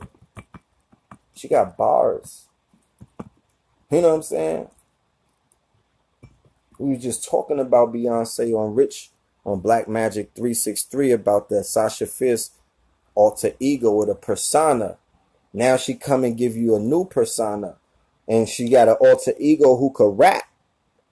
But in order for the rapper to come out, she created the alter ego. All this is just knowledge. You know what I mean? Y'all just be seeing the lessons come to life in front of y'all, and you don't even see it, though. You're not wearing the same glasses. It's understandable. You know what I mean? I don't have my online university up yet, so we can't get these classes in, but it's going down in front of us. We just did the video where we talked about Sasha Fierce. It went viral, so many of y'all saw it. If you didn't see it, Black Magic 363. That's my Netflix. That's where I'm on, like Netflix. You're going to get a whole selection of the best of Red Pill. You know what I mean? There's episode beyond episode on Black Magic 363. That's the platform where the pills are, red and blue. You know what I mean? As well as Baba TV, Fire Every Time, as well as Sinetta TV, Sinetta Studios, as well as Key of Life Productions, as well as my channel, Phil T. Moreland. Make sure you subscribe. Make sure you hit the bell and do all of that and let people know this channel is here. I want 300,000 very soon, you know? So,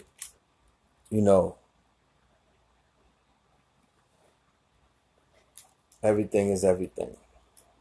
You know what I'm saying? Everything is everything. You know what I mean? The gods are here.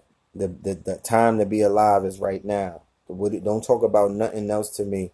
I don't care. I'm not going on your motherfucking field trips to the 1600s right now. I don't want to get in your DeLorean because you niggas have not even paid your Geico bill. You might leave me stuck in the past. There's niggas wandering around Harlem right now stuck in the past. Niggas be wondering, thinking they're in the fucking golden era. They're in the golden trade of the Moors, or some people may be thinking they're in certain time spaces. They may be because this is a quantum universe, but we're on right now. We're on now time. Now is the future. Right now. Like, I don't want to hear about we can't make any more excuses. It's the now. It's the now. And things have to upgrade. Things have to change. Things have to level up because the world around us is leveling up. The only thing constant is change.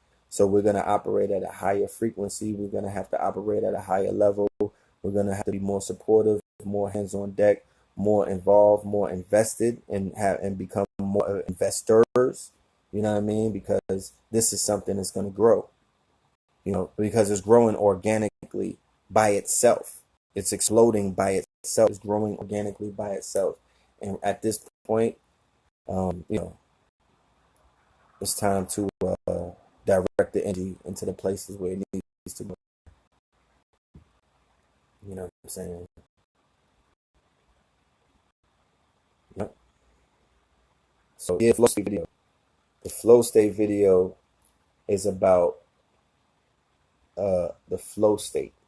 Now remember, we always had the flow state. Case in point, we the ones who be what? Flowing. So the flow state is the research that they're beginning to do, and what they've done is they utilize as examples of the research. They're going after extreme athletes. The extreme athletes are surfers who are now being able, they're saying throughout the last 10 years, the surfers are now able to hit waves that they've never hit before.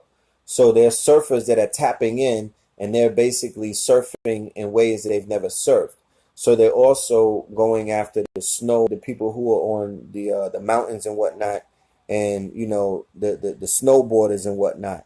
Their Google is in on it, Red Bull Academy is in on it, and a few other people are in on it. And they're putting out literature to talk about how they're unlocking what is known as certain parts of the brain that allows us to perform at superhuman abilities. So I think that's very interesting to share with people, because amongst, you know, quality of membership, I feel like we're in the lodge when I'm speaking to the family, you know what I mean? Because we definitely are definitely in the lodge. You know what I mean? I picture myself now as I'm changing my perception. I'm seeing myself like how Garvey saw himself, standing in front of Garden, talking to our people. Like, you know, I do that every other day with these videos. So knowing that, and knowing the potential that possesses and that holds, I understand a lot of things now. I understand certain things are not where they're at, or are not moving in the direction at the speed, or you know, with the urgency that they should be moving. You know what I'm saying? I'm figuring all of this out in real time. You know what I'm saying? And I'm also seeing how precious life is, because I'm realizing the time that we live in, where tomorrow is definitely something that you should think every day when you see it. You know what I mean? This is a very interesting time indeed. And, you know, there's work to be done. You know what I'm saying? And this flow state is going to get us into our godhood. This flow state is going to get us into a place where we belong. This flow state is going to have us in places where we have not been able to go to, because we don't know how to tap in. So I want you to do your research. I want you to go and watch that video on the flow state and whatnot. They talk about the nootropics. The nootropics are also the pills that are similar to the pills that you saw in the movie Limitless. If you didn't see Limitless, that's a must. Go ahead and watch that. Go and watch, not the TV show, the movie Limitless with Bradley Cooper. That's a must see. There are pills where people's brains are activated, certain parts of the brain that are dormant, certain dopamines are released, certain serotonin is released, certain you know,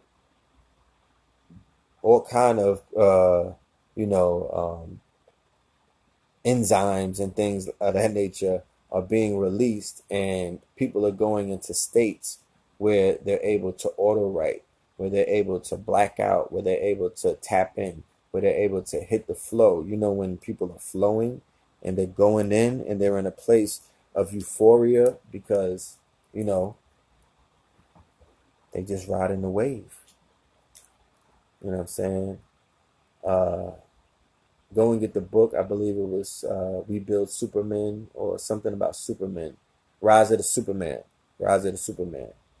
You know what I mean? We're going to be talking about it. It's a lot more research. We're going to get into it. That's going to be in the lecture. We're going to talk about it extensively. Like I said, we're going to be in Baltimore. We're going to be in Norfolk. We're going to be in Texas. And we're also going to be in Oakland. You know what I mean? So we're about to hit the road and make some magic happen, and raise up. We want my goal is 30,000 members. I'm gonna travel around America until I get the 30,000 membership, so we could move forward the Fest 2020 initiative, and we could see real time results and make things happen. Anybody who wants to be a part of that, hit me up.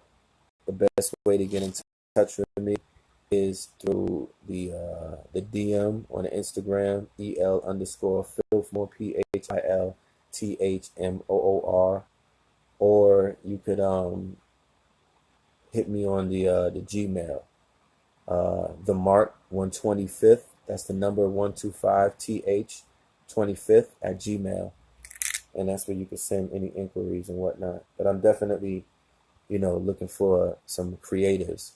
I need videographers. I need people who are into script writing. I got plugs. I can't get on here and talk about it, but believe you me, this is a beautiful time. Like Black Panther seriously opened up a lot of gates, a lot of doors, a lot of windows. Like it's a lot of bread that's out there. It's a lot of potential that's out there. It's a lot of opportunity that's out there. It's a lot of voids to fill. So, like I said before, you find the magic in filling voids. So, find the magic in filling voids, and that's what we out here doing. So, if you see the link for the crowdfunding, hit that link. If it's 50,000 people to watch this video, we should have had 50,000 visits. You know what I mean? If you have nothing to contribute, leave a word of good faith, or just send us some energy, because currency is also good vibes. Currency is also well-wishing. Currency is also keep up the good work and all of that other stuff. Like, we take all of that. You know what I'm saying? We take all of that. And nobody is out here shaking no cups. We're letting you know that we're in the building phases. And nobody is going to do it for us but us. You know what I mean? So I can't depend on anybody to do this missionary work, or this building work. The Mart, not Mark, the Mart, like the Mart outside that building in Harlem. You see it? It says the Mart 125th. We have a website called the Mart 125th as well. It's going to be an online super mall, similar to what the Mart 125th was in Harlem. It's going to carry multiple vendors, multiple designers, multiple small businesses, you know what I mean, multiple creatives, makers, and things of that nature all around the world. So look out for that. That's coming very soon as well. Yeah, I need visual artists. If y'all good with the, I just need everybody on deck, man. I need visual artists, because we're gonna be doing a lot of green screen work. I need people who are good on on the animation scene. I need people who could put together some dope backgrounds, who could do some special effects. Like I put the green screen suit on. Remember, I got a pantheon, a whole pantheon, you know what I mean, of characters and people who are willing to, perform, because you're not performing when you're being yourself. And everybody who I've done a video with on YouTube, or maybe people who I've never did a video with, who I watch on YouTube, all of them have personages. They all have traits. They all have positive, powerful, you know what I mean, traits about them. Where these people are the new movie stars. These people are, in my humble opinion, they're the new, you know what I mean? They're the new Renaissance people, So I feel rich because I already, these people are in my network. So it's time to make these things official. I can't be talking about it on YouTube. Like, this shit is not YouTube friendly. Like, as YouTube, you pitching pearls to swine as well as building with the people. Like, please be clear. Like, don't ever think you're gonna get all of the chinchilla or the cloth on a Melanin Monday or a YouTube video.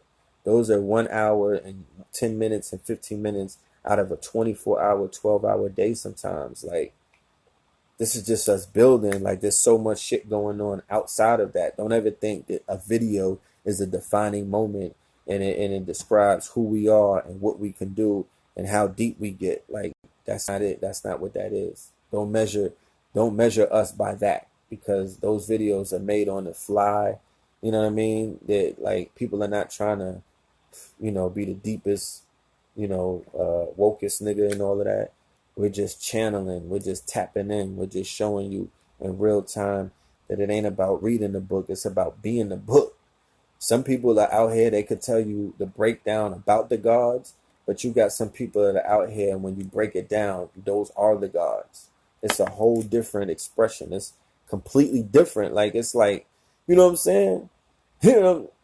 It's like tomato and tomatoes. It's just two different experiences. It's two different expressions. It's two different storylines. It's two different movements. You know what I'm saying? It's two different sauces. It's ragu and something else. I don't know. But we have to pay attention to the divine spark. We have to pay attention to, we have to pay attention to the light sources. You know what I mean? We have to pay attention to the sentient beings amongst us who are shining a light from a distant place and trying their best to get people on board, on code, lined up. I'm here to let you know that there's people amongst you in Harlem, in New York City, and outside of New York City. Because, like I said, many people who laid it down, who are foundation, who are responsible, because I'm not responsible for this community. I played my part. I have a lot to do with it. You know what I mean? My DNA is all in it. But there were so many other people who are responsible for it. But those people are playing their part as well. You know what I'm saying? And that story is the greatest story never told. That story is the greatest story never told. You know what I mean? Like, that story has to be told properly.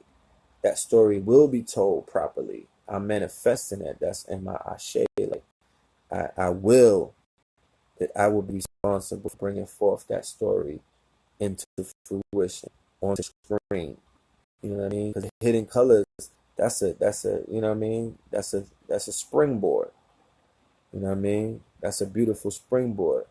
But, we always been here. You know what I'm saying? Don't call it a comeback. We've been here for years. So we never got that phone call. We never got that email. You know what I mean? But, if they was into, fucking with the youth or the new wave, you know what I mean? Or, the ones, you know how they say that you riding the wave, we providing the wave.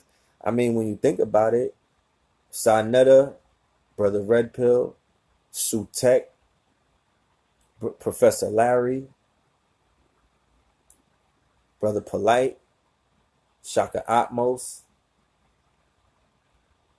Blue Pill, A.A. Rashid, Phil Valentine, Bobby Hemmett, Taj Tariq Bey, all of the Hidden Colors.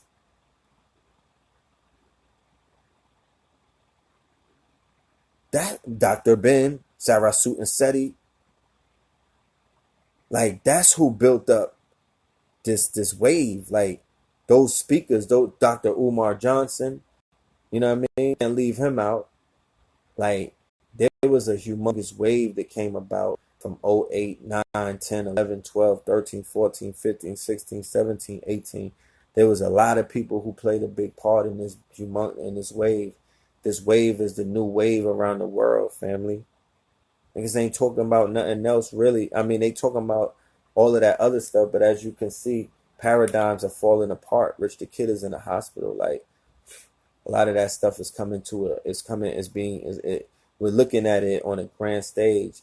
And the job of the troll is also, it's a narcissistic approach, but it's also there to show the hypocrisy, or it's to show it's to hold the mirror up and show people how dumb, you know what I mean, that they can look. He's the jester. Remember, he's the jester. He's still playing out the mythos. You feel what I'm saying? Tekashi 6ix9ine is a Mexican. He's still playing out a biblical role, a mythos. You know what I'm talking about? Like, he's Jigsaw. He wears a jigsaw. He's the Joker. He's here stirring up trouble. He stirred up a killer energy. He stirred up a death energy. Remember, after Fredo died, there was no killings in Chicago for a very long time. After Fredo Santana, who was more feared than Chief Keef. You understand? Remember the hidden one. Fredo in the cut. That's a scary sight. That's the shit I don't like. And yo, I Don't Like was one of my favorite songs. I'm gonna keep it a Buckington. Sister Amina, y'all know Sister Amina. Ask her. I was playing that song on repeat, yo. That was one of my favorite songs in like 2012. Because I don't like. I was saying earlier about the word hate. I'm wary of anybody who runs around talking about what they hate. I don't trust them. Because if you hate something so much, you could become what you hate. You know what I mean? They say you become what you despise the most. Or the hate produced, right? I don't trust black women who be wild and angry at white people like they hate their guts on some super duper Angela Davis. You know what I mean? Like Angela Davis on Adderalls. You know what I mean? Like going hard body. And I'd be like, yo, that seems kind of suspect to me. And then at the festivals, you'll see them pop up with the wild cave dude. You know what I mean? Like with a snow bunny. They call them snow kings. I say a pink toe. And then you be like, I thought you hated them. I thought you was mad at them. I thought you hated them. But yes, you hate them so much that you willing to get the motherfucking the Ultimate Warrior choke slam by one of them. You know what I mean? And you know, a pile driver, and they call you all kind of niggas and bitches and whatnot and smack you up. You know, that's how much you hate them. You hate them so much that you submit to them. You hate them so much that you fetish them. You hate them so much that you attract them. And then you attract the abuse of them. That's how, and so you should be careful about what you hate. You should follow Chief Keef. That's the shit I don't like. It's just shit that I don't like. I don't hate you niggas. I don't like you niggas. You know what I mean? It's just shit that I don't like. On some Chief Keef shit. That's that shit I don't like. You know what I mean? I just don't like shit. So, you know, he was very accurate in that song. So the kid Tekashi, remember I talked about the Mexican deity of death. Remember I talked about the death they have a trap god. They pray to trap gods out there. It's called the Santa, I believe it's Santa Murete. Santa Murete. They have a deaf goddess that they pray to and a deaf god. The trappers pray to them. You know what I mean? They have a trap god. Those gangs have trap gods. Those heads are sacrifices. That's what Pablo Escobar and them was doing. They were called the Invisibles. They were in the jungles of Colombia doing motherfucking work, my nigga. You don't think that they were doing rituals over all of that coke for that shit to go through invisible?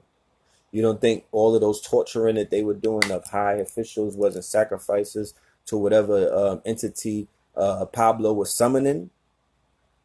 They were saying that they didn't use it in Netflix specials, but they had it in a documentary. They said them niggas used to disappear and pop up.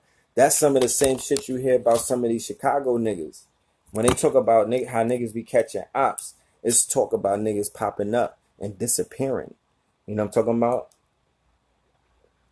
A lot of those bodies go you know what I mean? Like a lot of those, they go unsolved. There's even talk about involvement from policy officers, outside forces.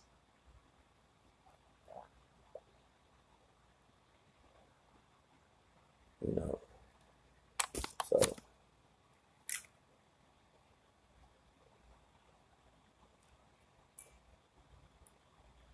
it's just a lot of shit the shit that we need to be focusing on is how to build, you know, a better tomorrow, you know what I'm saying, in real time, in a very fast pace, you know what I mean?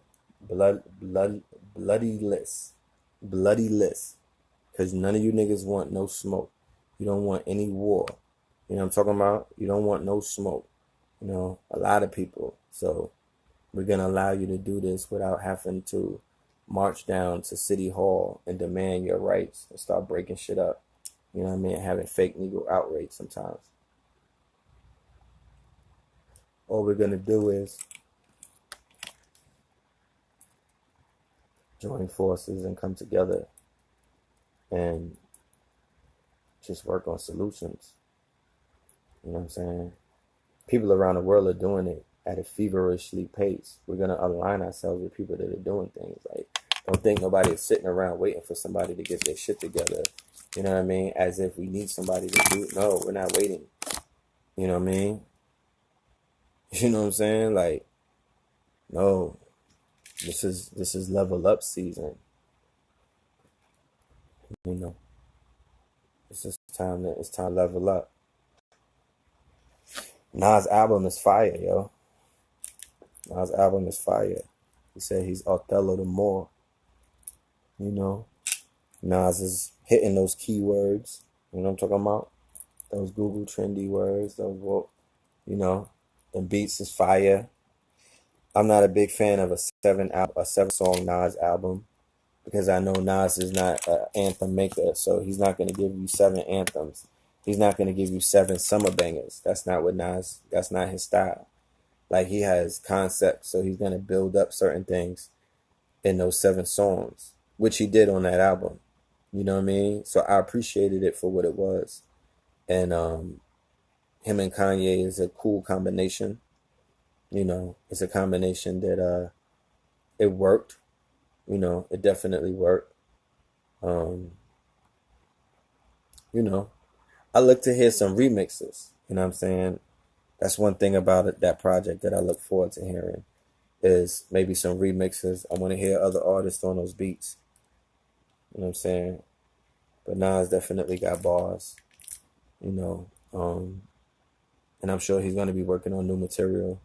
So we'll get a deeper version of Nas. I see in his lyrics that he's giving the world a wake up. He's putting his nationality on the board. You know what I mean? He's giving people, you know, he's doing what they say to do, declare your nationality. So he's on his Moorish shit. His merch is Moorish. His lyrics, you know what I mean? He's pushing, you know. He doesn't necessarily have to be a card carrier member, but, you know what I mean? People let you know where they're at study-wise based off of their lyrics. Like, we could hear the murder, death, kill, the fuck bitches, and all of this stupid shit. But when an MC decides that they just want to sprinkle some consciousness, I'm here for that. You know what I mean? We're going to talk about that. You know, salute to the bro. You know, I don't think that he's trying to infiltrate into Black Ladies Theater and take over. I just brought that up. Thursday, we're doing a solstice concert. Me and Cambada, Black Ladies Theater in Brooklyn. Come through, pull up. There's going to be a concert on the solstice, and we're going to be performing cuts off of the Twin album and Scorpion King at the Black Lady Theater. That's just a commercial. But yeah, you know, it is what it is. But yeah, Hidden Colors 5, Red and Blue Pill, you already know, man. Like, we're going to turn that into a movie, you know. We're going to turn that into a movie. What more can I say? You know, it's already a done deal. Like, the voting already took place, so I'm sure that they tally. And, you know, they don't even got it. It's not even a tally. Like, it's there. Like, let the brothers do what they do. KT the arch degree too. Like, you know, let the world know who the brothers are, what the brothers have done. I'm not ashamed of who I am. I'm not ashamed of my story. You know, we got a story to tell. We got history. You know what I'm talking about? We got legacy. You know, so that's a good thing. But, you know, that's not on the brother to do that. We got our own venues to do that. But whatever the topic is, we're going to take that and run with it. If it's health, if it's wealth, if it's knowledge itself, you know what I mean? We got that. That's Hawks, health and wealth, knowledge itself. Facts, food, art, clothing, technology, shelter, strategies. So let's get this thing going. Like I said, put me in a room of 500,000 and we could change the world overnight. Put me in a room of 5,000. We could change the world overnight. Put me in a room of 500. We could change the world. Like it's the potential is there. Our people are magical. Our people are we are the philosopher's stone. We are the gemstones that shine bright. You know what I mean? Like we are the pineals that are activated. You know what I'm saying? We're the masters of our universe. So it's time to start putting in that work on a collective basis, because I'm here to let you know from what I've been seeing and experiencing and witnessing amongst the collective, that's where the magic is at. That's where the currency is. That's where the energy, that's where the charge is. That's where the shit that we're missing is. The power is in the people. We the people. The power is in the people. It's not hard. It's not rocket science. But we're going to make it easy for you. So like I said, sign up. Become a member. You know what I mean? You know, just look out for the campaign. Look out for the campaign. I'm not going to launch it on this show. I'm just giving y'all a warm-up. Like, this is not the launch of a campaign. I'm just giving you the warm-up. I'm just letting you know I'm actually going against protocol, you know, but I'm just giving you a piece. We got work. We doing the thing, man. Like, we got work to do, but we doing the thing. People be like, you're a red pill. You're doing your thing. I'm like, whew, I'm doing 20% though. Did you see the documentary yet? You didn't see the documentary yet. You didn't even listen to the whole 23 songs on the album. You didn't even listen to Scorpion King. You haven't even listened to Blog Talk Radio 700 episodes. Like, you think that, you know what I mean? Like, people have no idea. There's a body of work out there that's, you know, it's legendary. And there's a body of work being created every day. I'm a content creator. You know what I mean? Non-stop. I haven't put it down since I picked it up. Like, I'm a content creator through intellectual property. I don't gotta ask nobody permission to open my mouth and drop jewels and whatnot. You know what I'm saying? I'm Jacob the jeweler. You know what I'm talking about? Like, I'm out here casting pearls. Like, if a nigga casting pearls to Swan, god damn it, I got a pig farm. I done casted so many pearls, god damn it, you should call me SpongeBob. Like, I'm Pearl Paint. Yeah, call me Pearl Paint. Like, I done casted so many pearls and painted so many pictures and created so many realities. And, you know, I'm doing that in real time, like showing you in real time, this is what it is.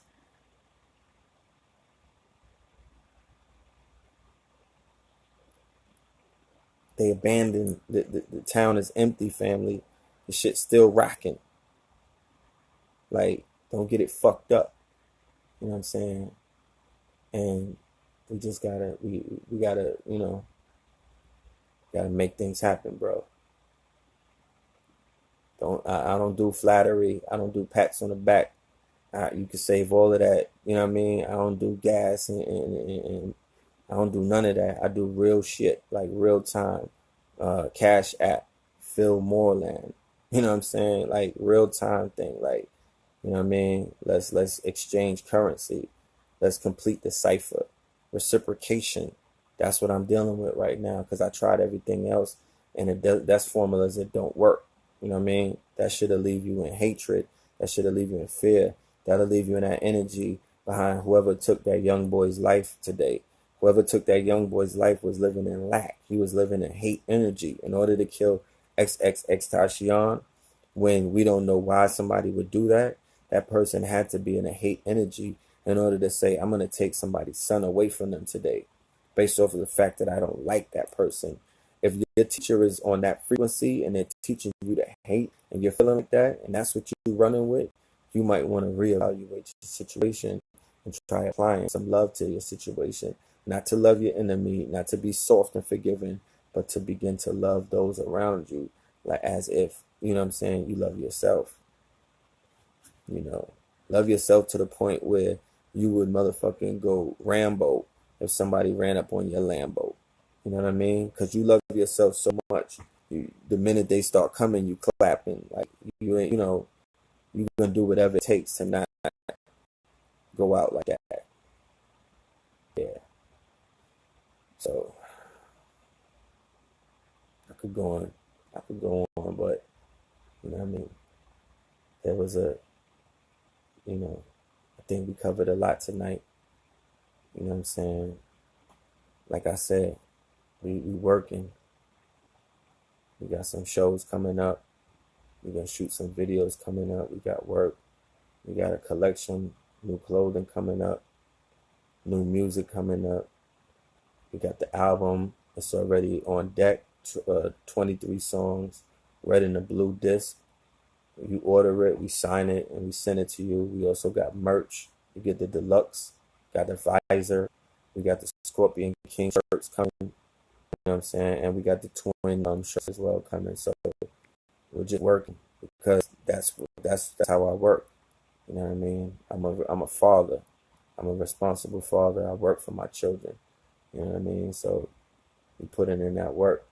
You know, salute to everybody that's doing the same. Salute to all of the fathers out there on Father's Day. I saw the importance of Father's Day yesterday, but I also saw from what was going on yesterday at Father's Day that is the masculine principle that is the one that needs the help. That's the one that's broken. That's the one that doesn't have the same energy as the feminine principle, as the Mother's Day. They have the energy. They have the charge. The part that needs help is the man. The man is not there. The man is not operating at a certain frequency. I saw that during Father's Day. That day, Father's Day and Mother's Day, are the two most sacred days out of those holidays. Why do I say that? Because Easter is about the death. Valentine is about meeting up before you have the child. Christmas is about the birth. Father's Day is about the having the child and becoming God because of giving birth. Motherhood, becoming the goddess because you gave birth. You go from a woman into a mother, two different people, two completely different people. A mother and a woman are two different people. They're not the same person. So you go into a different state. There's certain kind of chromosomes that are released when you become a mother. There's certain kind of DNA that come online only when you become a mother. Okay? So that's the sacred act. That's something that will never change. That's something that will never go away. That's something that you can manipulate it, you can do whatever you want, but it's always going to be there because that's nature, that's natural. You know, the link for the album is Twin the Album. Twin the Album. I'm gonna end it with a song too. When we get when we get this Macintosh. Matter of fact, I put the word out that I'm raising money up for a Macintosh as well. So that's the agreement. I'm out here doing these videos. We out here doing this work. We out here doing this research. We out here doing this decoding. We out here breaking it down, busting our ass. You know what I mean? Still holding everything together, doing a lot of things. There's software and hardware that needs to be purchased. So we putting that in the hands of the people to say, look, I'm working on this end. Why don't y'all work on that end? The computer's $2,500 for the top Mac shit. But that's going to allow us to make movies now. That's going to allow us to take Melanin Mondays into a whole nother stratosphere. That's going to allow street videos and whatnot, intros. That's going to bring everything to a whole nother level. So it's one hand washing the other. Cash App, Phil T. Moreland. You know what I mean? It's simple now. Cash App, Phil, Phil T. Thomas Moreland, Moorland, or Moreland. That's on the Cash App, Moreland. More land. Like what we need, more land. We need more land. That's what we need. So we can now have equity crowdfunding where we can now get more land. I showed you on landwatch.com that you can buy land. I showed you in 2014 on The Evolution Will Be Digitized about equity crowdfunding. And we talked about doing that year after year. So it's here now. So now we have to do it. The solutions are on our lap. There's nothing to complain about. There's nothing to be scared about. There's nothing to, be mad about. There's nothing to hate about. It's everything here to love. Everything is love. Everything is love. they're onto something. The love vibration, these people are definitely onto something. Even if somebody was on a love vibration and they made transition, that was an agreement that that person made. As you can see, that young man was from the future. He is an avatar. He was not from this time. Okay? He might be from a whole nother galaxy, or he might be from a whole nother time. His look, though, is going to be mimicked by the youth of later generations, or this generation. But if you look at the bro, I looked at his baby picture. I'm looking at all of the markings that he had, the tattoos, when he shaved off his eyebrows and all of that. I shaved off my eyebrows when I was in St. Croix as a child. You feel what I'm saying? I remember that experience. So I know that so I know what he was going through. He was emo, he was tortured, he was bipolar, but he was also wise, but he also had information, but he was also trying to change it around, but he was also trying to atone. He was trying to balance it. And I'm not here as a commercial for the brother, but I'm going to do a proper eulogy for any one of these musicians or any one of these influencers, because he had 8 million followers. That's a lot of influence. He was talking about he's going to be immortalized. You know what I mean? And that's how he set his shit up. He is a fucking legend, though. He really set it up where he's going to be worshipped and immortalized, because he did, you know what I mean? He started it. He's going to have a cult following. That's how he lived it out. He had beef with the Migos. He was a super troll. Remember, the Migos stomped him out, and then he started trolling him and whatnot. These are the people. He had beef with Drake. He was talking about his mother. He was Pusha T before Pusha T. He was the one who showed that, you know, that talking about his mother shit, that was crossing the line. But certain people, when they see that he didn't respond to that, they probably felt that they could take that route. But XXXTentacion was the first one to do that. You know what I mean? And, you know, he was the one who was beefing with a lot of people. And then Tekashi 69, the 6 and the 9, the two energies opposing, you know what I mean? This young Mexican out of Bushwick, I believe, you know what I'm saying, who's also affiliated in gang culture. And anything that you see coming out of New York in the last 5 or 6 years, it's all gang culture related. All of the artists that are popping, from Cardi B to Casanova to Young M.A. to Tekashi 69, everybody's a blood, everybody's gang related, everybody's into the, you know what I mean, gang mentality, everybody's pushing that culture, everybody's promoting people to run up on the op and shoot them like motherfucking Fortnite. Everybody's promoting that, you know, dehumanized version of, you know, of self-hate, where people could kill people like the same way like they could go out there and play Call of Duty.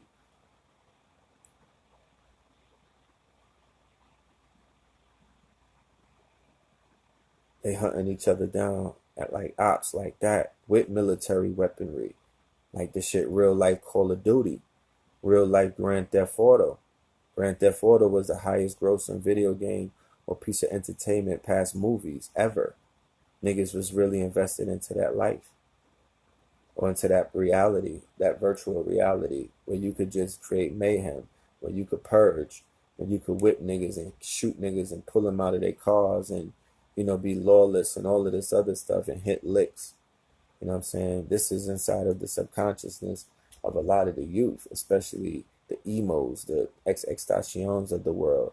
They became violent playing the video games. They became violent listening to the old niggas become heartless and violent and, you know, not put any restriction on the words that you put together that rhymed and whatnot. You didn't put any breaks on the motherfucking pictures that you painted. So these kids are coming out heartless and deranged and violent and beating women up and taking their aggressions that they may have on for their mother, you know what I mean, mommy issues, or the feminine principle, because their father wasn't there to tell them how to cultivate their masculine principle and the importance of the feminine principle, and how the two are opposites yet equals. Then we're going to have a problem, because if they're only listening to BT or Hot 97 or any one of these paid these entities that have been placed in a position where the music is controlled, the music is programmed, the music is picked and chosen, cherry picked and chosen and curated to serve a certain purpose, and that purpose is being served. And as a result of that purpose being served, a lot of people are suffering, a lot of people are blind, a lot of people have no idea as to the situation that they're in. So, we're acknowledging that. You know what I'm saying? We're acknowledging that. And it doesn't take a rocket scientist. You don't have to be super deep to acknowledge that. That's not an aha moment or a woo-ha moment. But what it helps to do is it helps to show you that there is potential in what it is that we are out here doing. Because I don't know about you. I'm addicted to waking people up. I'm addicted to living out my name. My name is Red Pill. It's inside of my government name, Philip.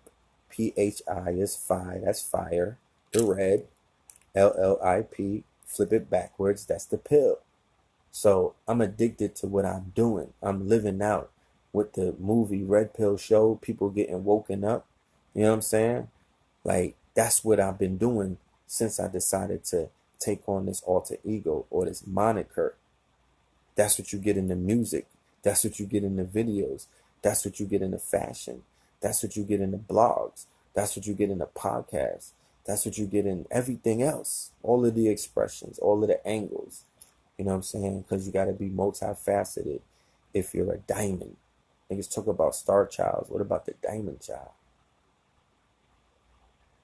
I was made for this. Facts.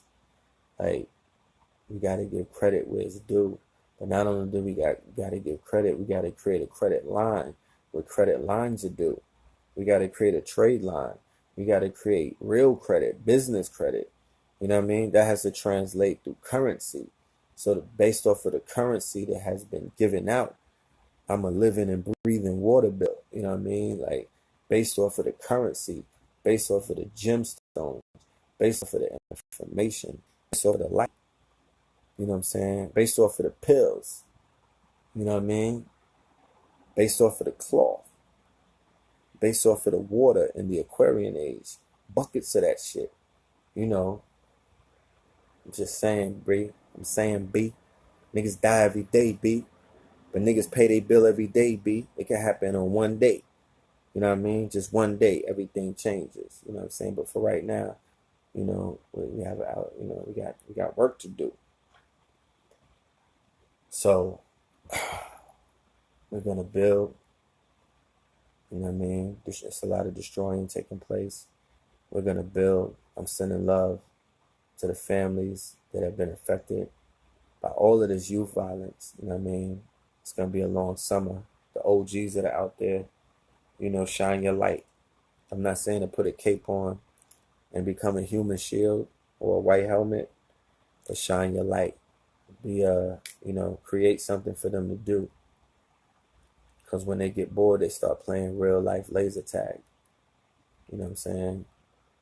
So let's start working together. By working together, we're gonna work for them. They're looking at us. They're waiting for us to come together. They're waiting for us to form Voltron. They're waiting for us to get past our egos. They're waiting for us to reward each other. Where's the reward for the pillars? Shout out to Sarnetta TV Awards coming up July 7th. I'm sure we've been nominated. We've been nominated. I'm sure we're gonna take home at least an award. But you know, that's the reward. We have to be rewarding to our people because our people have sacrificed a lot. I could make y'all cry when I talk about what I sacrifice. I can make you cry. I can make you cringe when I talk about the shit that I've been through, and you know how how people are not honoring you, or people are not seeing your worth, or people are not paying you your worth, or giving you your worth, or devaluing you. You know what I mean? You know, all of that shit is real. Like, it's a cold world out there. People will try to kill their dream killers. They will try to kill your ambition. They will try to tell you that you're smaller than you are. They will try to tell you to dim your lights.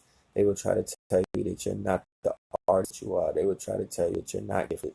They will not try to tell you that you're not the future, that you're not the now, that you're not the past. Like, these motherfuckers try to put spells on you. So you just got to be aware of that. You know what I'm talking about? Like, you have to be mentally prepared.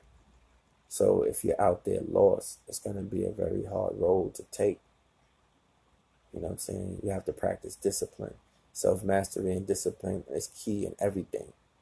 If you function on that level, you're going to see this thing for what it really is. And it's something that you can control, you know what I'm saying, with your mind, with your thoughts, you know what I'm saying, through the cosmos, because that's what mind is. You're connected to the all. You're connected to the everything. You're connected to the motherboard. You know what I'm talking about? So you have to get into your flow state. You have to fall back. You have to tap into a place. You know what I'm saying? Like compressed carbon. All of this pressure that I put on myself, compressed carbon. You know what I'm saying? If I'm not out there making videos, I'm out there making clothes. I'm in a laboratory, a factory making clothes, busting down orders. If I'm not in the post office, I'm out with my son. If I'm not with my son, I'm doing something with my daughter in another state. You know what I mean? So I'm taking weeks off and going to spend time with my daughter. If I'm not with my daughter, I'm doing stuff with my mother. You know what I'm saying? If I'm not doing that, I'm in the studio doing stuff with the music. If I'm not doing stuff with music, we're doing stuff with some film. We're doing stuff with documentaries. We're doing stuff with the books. You know what I'm saying? If I'm not doing that, I'm doing some kind of counseling, because people call me up and I have to be a therapist and I have to talk to people and I have to deal with people, and I have people that are close to me and I have people that are not even that close to me, but sometimes they'll call, and you know, if I have the time, you know, sometimes we chop it up. So there are a lot of things, and that's just a half. I mean, I could go on and talk about so many other things, because there's lectures that I have to do. So they're studying for the lectures and putting the lectures together and doing the lectures. You know what I'm saying? There's festivals that we're doing. So there's preparing for that, inventory for that. You know what I mean? Setting up for that, breaking down for that. You know, all of that. I was in Philly last weekend and it rained on us the whole time. You know, I'm talking about hard body. At the end, it was completely drenched. I was completely drenched in a Jeep going home, and we had to keep the air on because the heat would fog the window. So, you know, shit happens, you know what I'm saying? But it's through the experience that you gain the energy of the currency. You gain the experience, because that's what it's about. So, I mean, I could go on for days, but I'm not, you know what I mean? You know, we chopping it up. But like I said, there's gonna be a link for the crowdfunding, and I'm gonna need y'all to hit that link. I'm gonna need y'all to put up, you know what I mean? We got work to do. Shit, we about to be on Hidden Colors 5. Like, I want to bring results and solutions to the table. You know what I mean? We got work to do, so collectively, let's do it, because it's already being done. I'm here to let you know, anywhere I go around the world, people are stopping me. So everywhere around the world, people are getting this information. That's evolution. The evolution will be digitized. That's it in the flesh. And they're telling me that they're waiting for you to come through and make it happen, because they're waiting for you. And everywhere around the world, shit is going better than what you think is going. You know what I mean? Everywhere is not suffering, and people are on this light. They on this information. They on this vibration. Maybe sometimes you have to leave your killing fields or your death states, or your the places where you live that are encompassed in you know, a dark energy. Why don't you go to the islands, the paradise? Why don't you go, and you know, maybe some places on those islands is killing fields, but stay away from those. You know what I mean? Why don't you go to the south? Why don't you go somewhere where you could wine? So that's it for the night. It's been good. We're gonna figure out what we're gonna play, and then we out. Kings County, y'all. Support the clothing. This is Sister Ma Jade who did the chain. She's on Instagram. Ma Jade. MAJADE. Ma Jade. Sister Ma Jade. The jeweler to the stars. You know what I'm saying? The jeweler to the stars. Twin the album. Alright?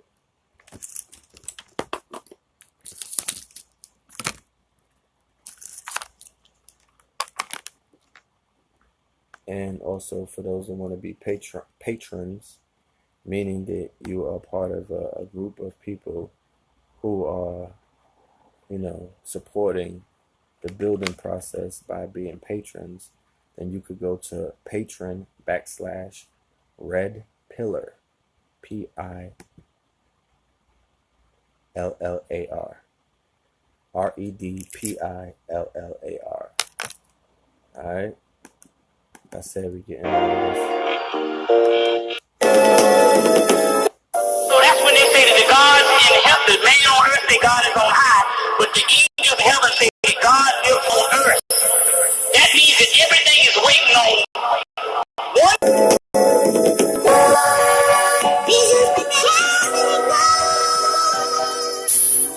Protect your neck and guard your grill. In retrospect, Sharpville was just a test. They harbor ill will towards aura. That special flesh is hard to kill. That carbon pill to still flourish. Under the heart of this, the sharp is still, still Moorish. The hate is real, our love is greater. That's what these scars reveal. If Mother Nature doesn't make it greater, hopefully the Father will. Atheists online still waiting on a sign that God is real. If I can spill a trill on the Bible Belt, what he got in store for Gomorrah? Only time will tell. I excel and not prevail in areas that I have felt. In my past, in the flash, through the winter dash, run the winter lap, light sprints, wave the winter flag, might clinch, light tints, rose and haze in the back of the back, carrying Mike Prince array on my back, times 10, running through linemen like Hyman, splash, read a gift and a curse, no strings attached, spitting the verse, that'll lean your back, reminiscent of that dream you had, stiff in the church, yeah, your wings get hatched. Read a gift and a curse, no strings attached. Spit in the verse, that'll lean your back. Reminiscent of that dream you had. Stiff in the church, yeah, your wings get hatched. Exert muscle, like I'm Kurt Russell. Escape from New York off the shirt hustle. Snake Plissken, Versace with Medusa head. Snake hissing, snakes glisten. Bridges burning, gates lifting. The lightning and thunder rain. Summer 18, Hunger Games. On the IRT and number trains. Zombie with hunger pains. Chew your brain and numb the pain. I'm scrolling through the social site of the social plight. With people with no rights. The soulful types. Old souls. They slay souls at night. Chicken like the soul food, no souls to fight. The culture hating, the cult to Satan, been cultivating. Stocks is crashing, niggas going live on they blocks is clashing. Blocks is blasting, heavy metal like they rock they fashion. Birds of a feather, yeah, they flock to action. World star. Read a gift and a curse, no strings attached. Spit in the verse, that'll lean your back. Reminiscent of that dream you had. Stiff in the church, yeah, your wings get hatched. Read a gift and a curse, no strings attached. Spit in the verse, that'll lean your back. Reminiscent of that dream you had. Stiff in the church, yeah, your wings get hatched.